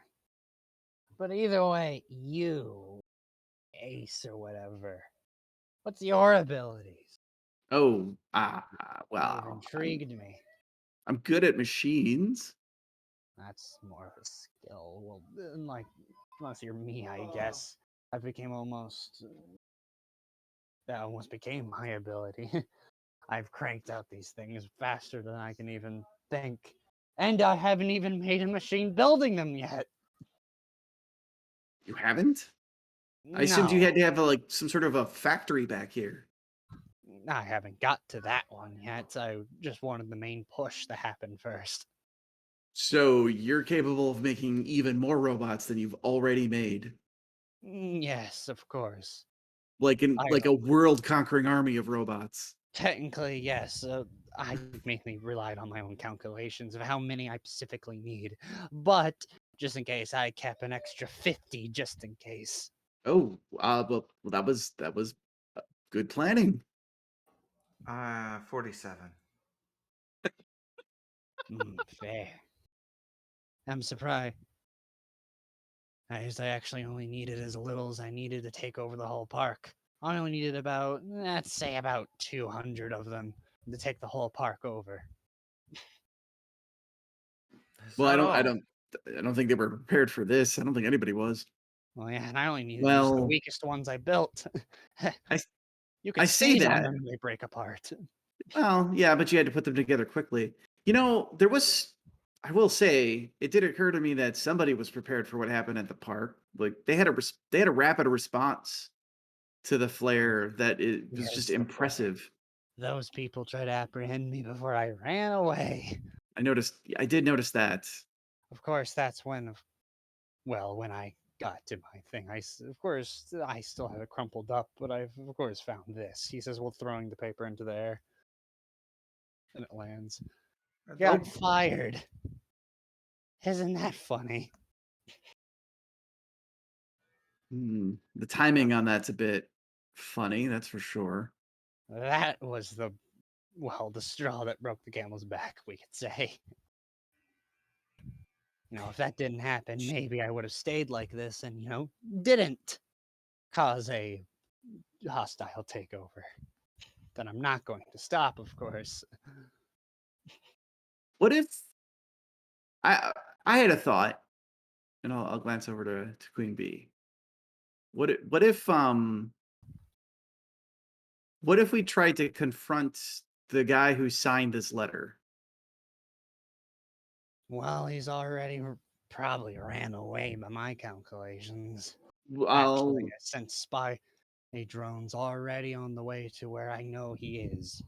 do you think he got out of the park, or is he at least contained in the park? I'll message you, Baxter. Oh. Main reason I set the dome to make sure even if he tried to escape, if it wouldn't end well for him. Of course, there's unfortunately enough guests don't get the memo when it comes to vaporization fields. Was there any way you could dial that back just a little bit and just stun people with the field rather than, atomizing them? Well, I did make it kind of heat in the moment. And of course, now I remember by my calculations, I bet the boss probably is gone to undisclosed location. Mainly because right now he pulls up a screen out of nowhere. Yeah, my spy drones say he's not in the tower anymore. He's not in the tower, but does that mean he's not in the park at all? Well, you see, as I understand, he has an damn escape tunnel that runs I'm not fully sure how far, but definitely further than my damn dome. I had my robots destroy the tunnel, but I imagine I did it a little too late, mainly because you guys distracted me for maybe a second too long. Or maybe I wasn't just ready for how quick he was ready to evacuate. Okay, but he was in the Megaton Tower then. Well, I'm pretty sure he evacuated before I even started trying to take over. Probably when I was building the robots after the wave. Sure, but he was in there when all of this started. Technically, yes. He was at least in his big tower over there. You know, the big fancy one Oh yes. with the logo. Why don't we? Can we middle- get in there? Why don't we find out what's up here? Something doesn't add up. Of course it doesn't. Ugh. Well, if we get over to the building, I can get in the vent. We can find out what's going on. But she says, she points at Baxter, need to stop atomizing people. They've Look, done nothing to you. If the CEO has already left the park, you don't even need the dome up anymore. You might as well take it down. He's about to say something before you see him grab his head again. Ah, Come on, Louise, stay with us. who's that again? Louis. Hey. Yes. What's going on again? Mm. Hey, bud.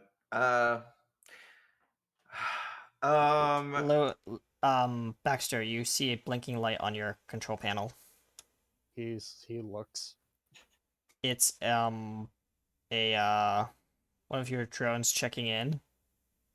There's been activity on the west side of the park. Unusual activity. There's activity on the... I know exactly what to do with.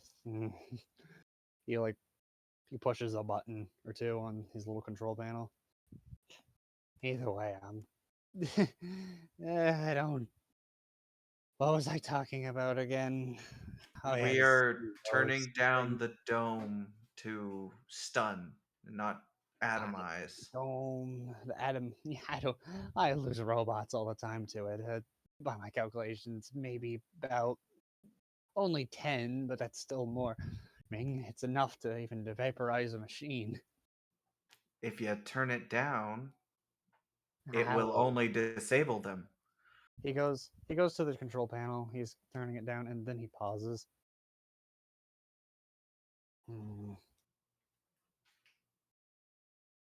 But if I turn it down, it would lower the infrastructure of the shield. But you've got plenty of robots, though, right? Also, 3 preternaturally powered people.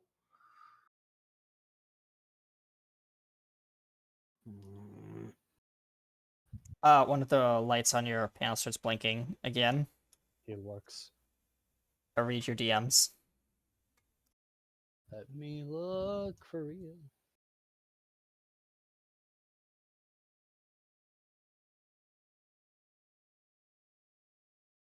Damn it! It looks like we have friends instead. You see him dial down the shield, but then you see him make a motion on his hand, and it looks like he's turning it back up. Wait, but why are you turning it back up? Well, we have visitors. What, from outside the dome? The military, of course. I suppose they were going to get involved sooner or later. Well, never mind any of that. I guess I have to get working a little earlier than I was being distracted. You wouldn't have intentionally distracted me, would you? Well, no. You know what? Actually, if you need some time to deal with this, Queenie and I can go for now, and give you some space. Fine. Take these Oh, he gives you these little controller button things with his Oh. logo on it. You could push them to call me anytime. All right. Because Well, I'm gonna let you guys to the surface, he says while like pushing a button and you see a little elevator thing open up. You don't and also, Jesse, you have no remembrance of that being there. You're pretty sure he just built that like pretty early. Yeah. Yeah. well, it was nice talking with you, Lewis. Mm-hmm. I'm very busy. I have. He kind of grips his head again. Got a lot of enemies now. You two run along, he says. Well, you guys get an elevator. And then he walks away as you two go up the elevator. You're brought up in just the middle of the street of like one of like the areas. You're not sure specifically. You're You near step out, the. closes. You're actually near one of the parking lots where the resort hotel is. Oh, You walk This- out, you see the resort hotel, the elevator goes down. all right. This way, and And you Ace look and starts you heading have, towards the hotel. you can't even tell where like the elevator is once it like lowers down and it's now flush with the ground. Little hatch. I'm not sure, but I think Blip wants us to meet up with him at the hotel. Fair enough. Sure.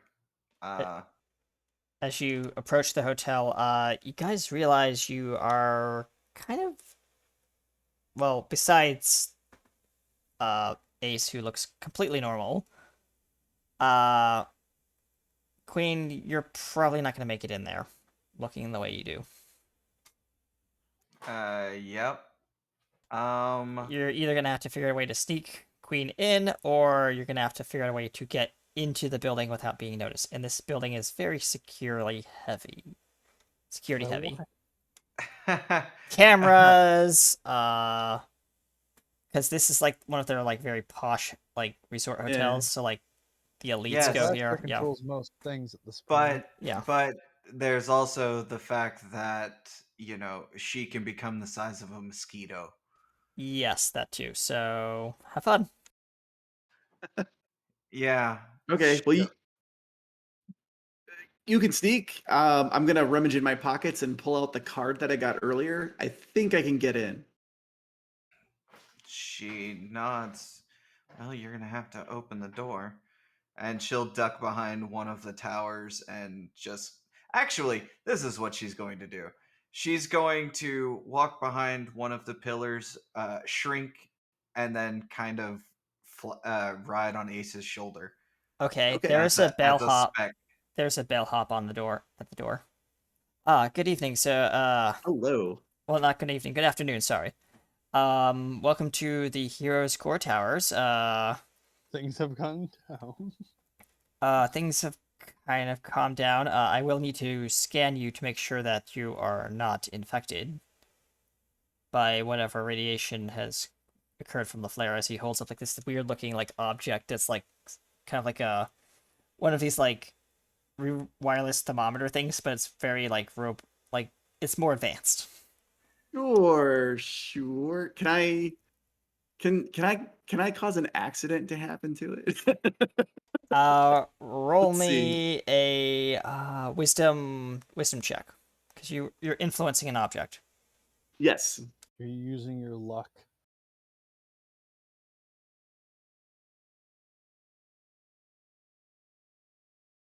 Ooh. I only rolled a 6. He Then holds up the scanner as like his hand is like in slow motion, slowly raising it towards your forehead. Can I? Yeah. All right. Can I use? So I have the grease spell on my sheet. Can Yeah. I treat it? Can I treat it as if I am, like, like suddenly causing the device? I want the device to slip out of his hands, basically. Oh, okay, sure. Yeah. He's gonna have to roll a dexterity check. Give me a moment.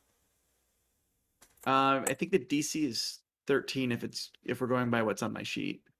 He got a 12, so just under. So it slides out and kind of clatters to the floor, and he leans down and picks it up. It's about to pick it up. Oh, Yep. let me. Yeah, go ahead. I was gonna say at that point, she'll kind of like roll off the back of Ace's shoulder and just kind of fly. She's gonna kind of hover above eyesight, but she's gonna like flit around like a fly or a mosquito, so cameras don't pick her up. Yeah. Around the guy or around, like... She's gonna like basically fly. She's gonna roll off his shoulder behind Ace and kind of fly up past his head. Okay. Using his head as cover to get higher. Got it. Okay. So, he picks up... Go ahead. Can I lean over to help him? And like the hammer that I've been wielding now and then like slips from my pocket, like lands on the thing, like thump. Actually, no. When you when you reach down and you touch this thing, you're touching it. He's touching it too. And a little bit of energy. You feel a little bit of energy flow through into the device. As you let go, he picks it up, scans your forehead. Looks like you're clean. Well, that's good. And he says, well, you're welcome to go in and enjoy your day at the park, whatever day we have left. As he looks out to like the force field off near the parking lot. Oh, I'm sure they're gonna resolve all this shortly. It's. I trust the park. Hope so.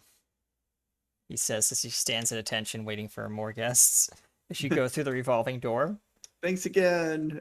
Yeah. You've now entered a very lavishly, over the top, foyer like lobby area, and there's like kind of like cheesy hero music playing, and you know like off in the distance, and yeah, it's like weird. Yeah, and then you feel a small little bit of pressure on your shoulder, and you hear in a slightly high-pitched voice, "You know, I always wanted to stay here, but never could afford it." I know this is nice, and we just really don't have time to enjoy it. Hopefully Blip got in here. You're walking over to the elevators, and you see that the elevators don't have buttons. There's just like a contactless touch thingy.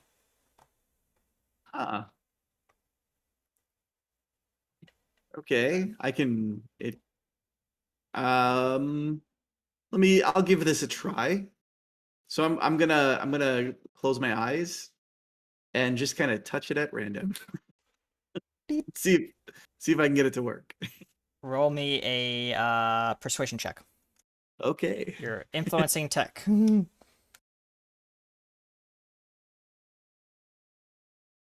Oh, jeez. I'm gonna have bad rolls sometimes. 5. No, jeez. Unfortunately, your access has been denied. Please contact a desk clerk for assistance. Says this like mechanical voice. Well, I guess we're gonna go talk to the front desk. She'll just nod on his shoulder. As you walk back to the front desk, and there's this like lady standing there, looking down, like clicking away at the keyboard. Yes, reservation. And she's completely oblivious that you walked up. She's like on one of those like headset calls. Yes, I hear you want to cancel your reservation for the parks today. Yes. Unfortunately, there will be a surcharge of $3,988 for the cancellation fee, and yes, you want... I'm sorry, we don't do that. She's just completely oblivious to you. What do you want to do? Is she oblivious enough that I can kind of like go sideways? Like I picture like I go sideways out of frame and then I come back into frame like behind the desk. Sure. Yep.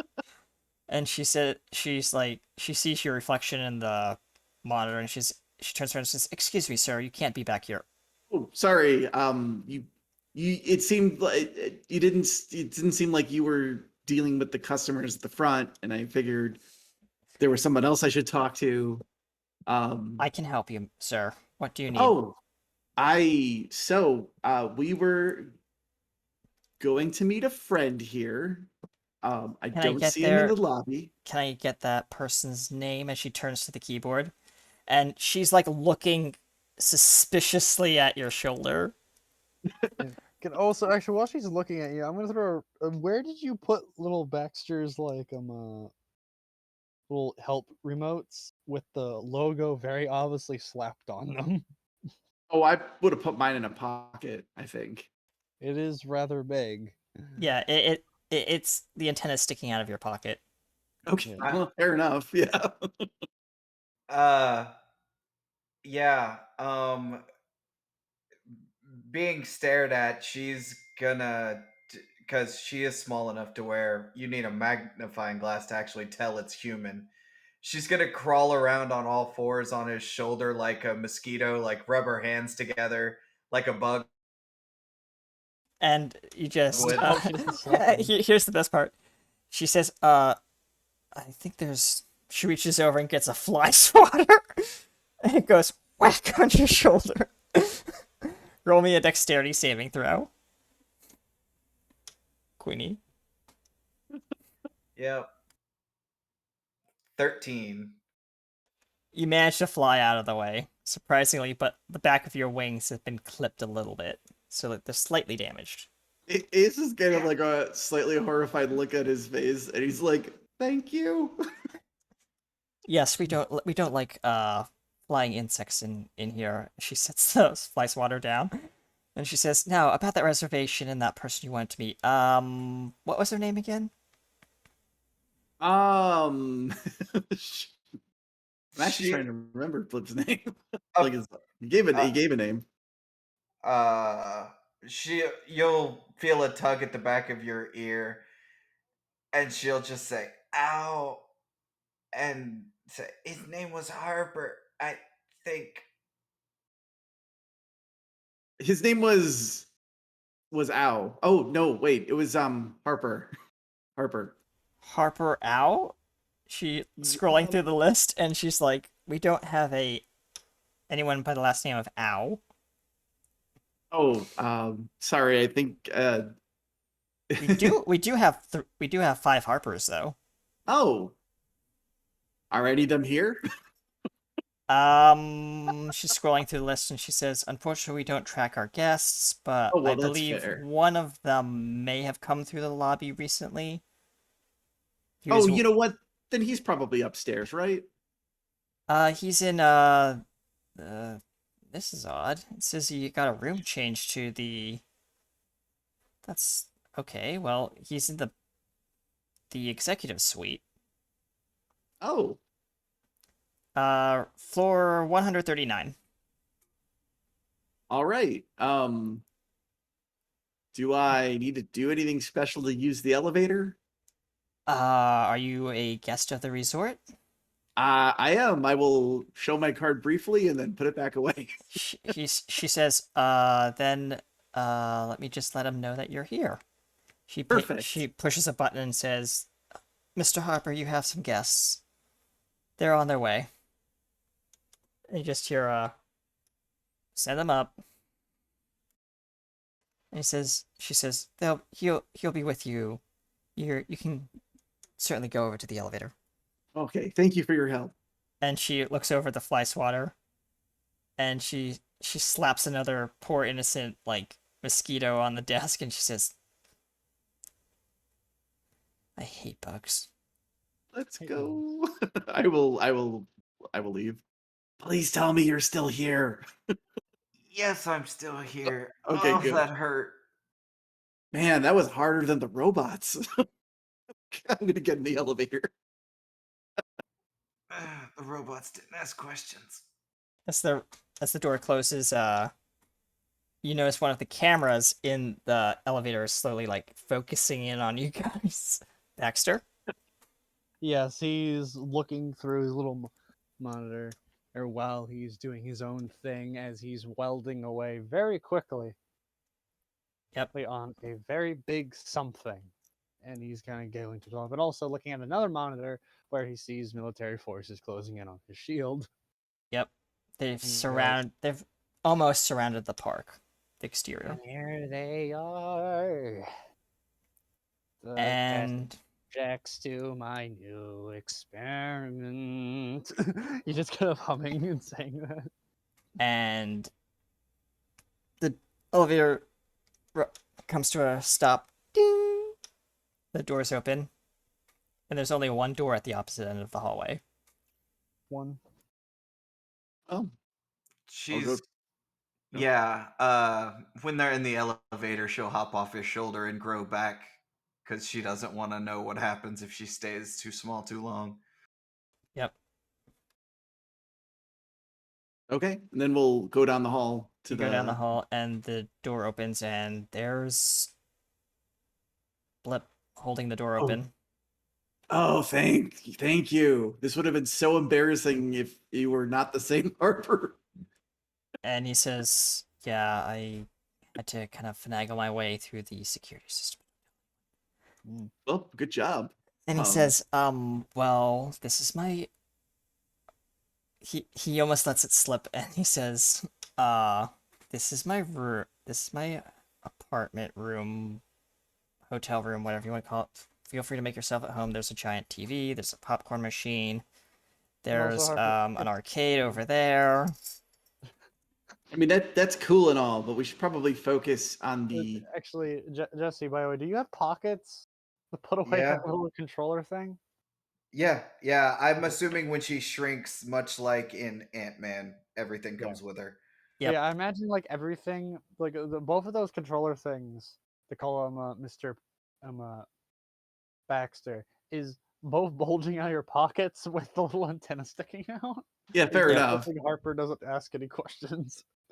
And Harper just walks over to like one of these the table in the kitchen, and he picks up a tiny little object and he hands it to you, Ace, and says, "I found this in the one of the work sheds. Maybe you can..." Yeah, were you sending us messages? Was that? I don't remember. Okay, huh. Well, anyway, it's just I knew you had found this, and I wasn't sure how I knew that. Odd. Well, anyway, he's gonna roll a perception check. This is exactly what I was looking for. I'll take all the parts I've been collecting and I'll start installing them into the little Hornet. drone. Yeah, and he says, "So, what do you think it is that you're trying to build?" It's would my character recognize it from the past? Like does my character recognize it for what it used to be? Yes. Okay. This used to be the mascot for the Molten Hornet ride. It was like a little helper drone that would interact with the patrons as they were coming up to the ride. I think they took it out of service because it was kind of glitchy, but I've made some modifications to it. As its wings start beating and it starts hovering in the air, and says, in kind of a robotic voice, initializing. Hello, my name is... I don't have a name. Oh, what is my name? Ooh, this is the first time I've had to name one of a robot. Well, you were part of the Molten Hornet ride. How do you like Hornet? It has a nice buzz to it. Maybe not. Maybe buzz. I like Buzzworks. I like you. She just shakes her head and says, "If you all expect me to be making bug puns, you are sorely mistaken." You hear through the little thing you have in your pocket, because it's actually kind of like a walkie-talkie. You hear very, very like quietly, just buns. I'll pull the walkie-talkie. Harper like looks over and is like, "What? Who is that?" I'll pull the walkie-talkie out and with the big emblem on it. Yeah, it's always it's Baxter's emblem. So we've come to a sort of arrangement with Baxter / Oh, Lewis. is that his name? Kind of sounds like a douchebag anyway. Well, And okay. by the what? way, like the walkie-talkie's like on open mic. You can hear this next to As you say that, all of a sudden you feel a little sting on your like on your arm. Oh, which of us? A blip. How? What? He actually is not that bad. He was nice at one point. That's not the point. But the point is, Harper walks over, flops down on the couch, grabs a bowl of popcorn and starts munching it. Yeah, so what is this thing anyway? Also, by the way, we're gonna be ending at like Yeah. oh yeah, so, we probably get yeah. to pause it shortly. Well, as far as the situation goes, the park is surrounded by an energy dome, and there's a military presence gathering outside. And Harper flicks on the TV and says, "Yeah, I heard. They're planning on doing a strategic." As you see the ticker tape at the bottom of the screen say, like, the military has enacted quarantine measures and has decided to close off the park, and any hostile activity in the park will be dealt with aggressive actions. we need to find a way to de-escalate this, and I think we also need to find out what happened, because I just don't think it's as simple as a solar flare. Certainly it's a solar flare that hit one particular part of Florida on a day where they were ready to deploy task force to gather up patrons that were affected. Never mind employees for that matter. And Yeah, one got fired there's- very conveniently. Yeah. Actually, she hits. She says, and this time using the name that his super alter uses. Baxter, can you check the camera in the hallway to my apartment in the arena? I want to see if I got one of those notes. Give me a second. He goes, Yeah, I'll do that in a moment. I just trying to. Okay. What do you want me to do? Wait, no. Camera. No. Camera. On my apartment, yes. What am I looking at? Let's see if I got one of those notes on the door.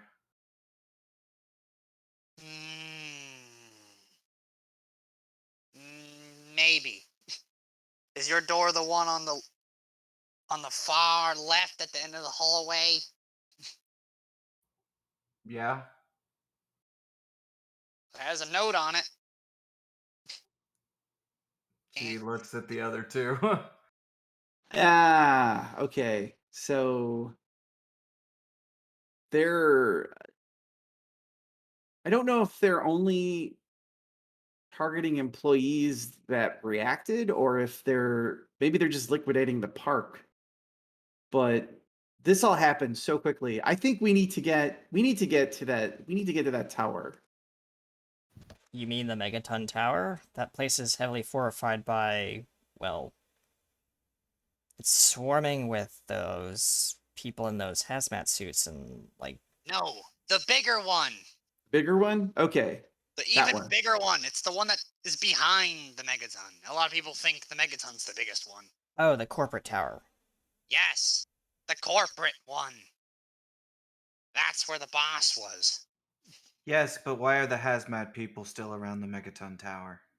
Because my research and use it's basically a large antenna. That That makes that would make so much sense.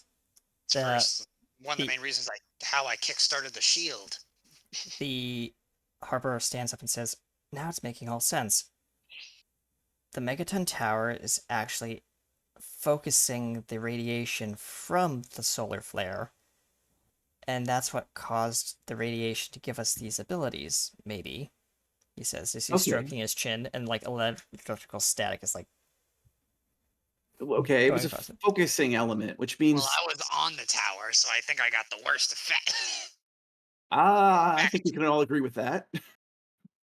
But I'm still not too crazy. Just making a death machine, anyways. It's done. Okay, they're all done. Anyways, where did my wrench go? No, it makes sense though. We Me definitely and- need a plan if we're going to get out of here or figure out exactly what happened to us, but we need to be careful, says Harper. Oh, Kenny, here's- why don't you say anything? I can't see your text messages. What do you mean there's no note? I'm Scrub up, scrub up, I'm gonna retcon that. There was a note, but it's a different kind of note. Okay, a different kind Fair of. enough. Like you got to Yeah. say something if I don't say anything. But it's okay. It makes me embarrassed because I don't have it scrolled up where I can see your notification. You're I'm not fine. looking You're at- fine. I'm not looking at the but she'll just kind of say, well, just for the record, it seems those of us that were higher up when the flare hit, well, she flutters her wings. Accidentally knocking over a potted plant on the shelf. Actually, it could be proximity exposure. You, Baxter, and Blip were all higher up. I was on the ground and further away. I was possibly shielded somewhat as well, given all the equipment that was around. So basically, this radiation has affected us in different ways. So we need to figure out exactly what happened. And well, I don't recommend we go walking around the park like Let's this. get my brain fried. I think we need to rest and the highest one. rest and regroup and figure out exactly what we're going to be doing. Yeah. Yes. Go do the rest thing. I don't need it. You might want to try to rest a little bit. Sir, coffee. Don't give him coffee. We'll shout over the walkie-talkie. Anyways, that was about my 105 coffee. Ooh. Anyways, you guys go to bed. And you hear it hang up. Well, you hear a little click. As the sun slowly sets behind, like off in the distance behind the dome, you can still see it. For dramatic effect, gonna grab it to Baxter. What is it? Oh. Dramatic effect for the end. Go. Basically, there's Baxter. Well, anyways, that's enough with them. Anyways, Robo-Masters, we're gonna have some fun. And he's surrounded by basically these multiple very large and some smaller figures. End! Dramatic And end! thank you, ladies and gentlemen, like for joining us on Heroes Core Worlds of Adventure, Season 1, Episode 1. A sudden change, and yes, a sudden change it was. I am Pia Keniyose, aka RT Studios, playing Harper West, aka Blip. I'm gonna hand it over to that lovely lady down there. Nope. Yes, me. That one. I am Katie Wynn, and I play Jessica Rose, aka Queen Bee. And now she has to figure out how to sleep with wings, unless she can. That's going to be difficult. Just sleep on your side, you'll be fine. Right? Yeah. And now to the crazed fur face. Ah, yes, me. Hello, I'm Gearbox. I played as Baxter, the villain. It's hard to be the villain when your guys are trying to treat me as a good guy. Stop it. I guess you're sympathizing with the villain. There's a difference, I guess. Why not both? Why not both? Well, I mean, Jess gets it. Yeah, you sympathize with him because you get why he's doing it. He does have a reason, and it's a good enough reason. Yeah. Even if he's taking his rage out on other, not completely on other things, but he's slightly losing his mind as well. But anyways, luck is not a superpower. Luck's a superpower. I'm Chris. I played Christian Pierce, aka Diamond Ace. The really lucky guy whose inventions just happen to work right most of the time. And I know it does say up there, Eric Gunwin, who you'll be meeting probably another time. Hopefully, yeah. Will be joining us, but he's another story for another time. And you're probably wondering, folks, is this just a pilot, a one-shot? No, this is an ongoing series that will be taking place of Shores of Sorrows when Shores of Sorrows ends on its season break. Not Come back, Britlin. Why are you over there in the wrong set again? I'm lost. Don't worry, I'll deal with him. Ah! Also, why does this set look more realistic? Because it's actually like an actual place. Oh! Come along now, or I'm going to feed you to my boyfriend. No! Yes, Heroes Core Worlds of Adventure will be coming back for another epic, spectacular episode. Hopefully we'll have Eric and a couple other cast members join us, but until then, be empowered to play, and remember, be a hero. We'll see you next time. Take care. It's not like I'm going to go more crazy. Bye, guys.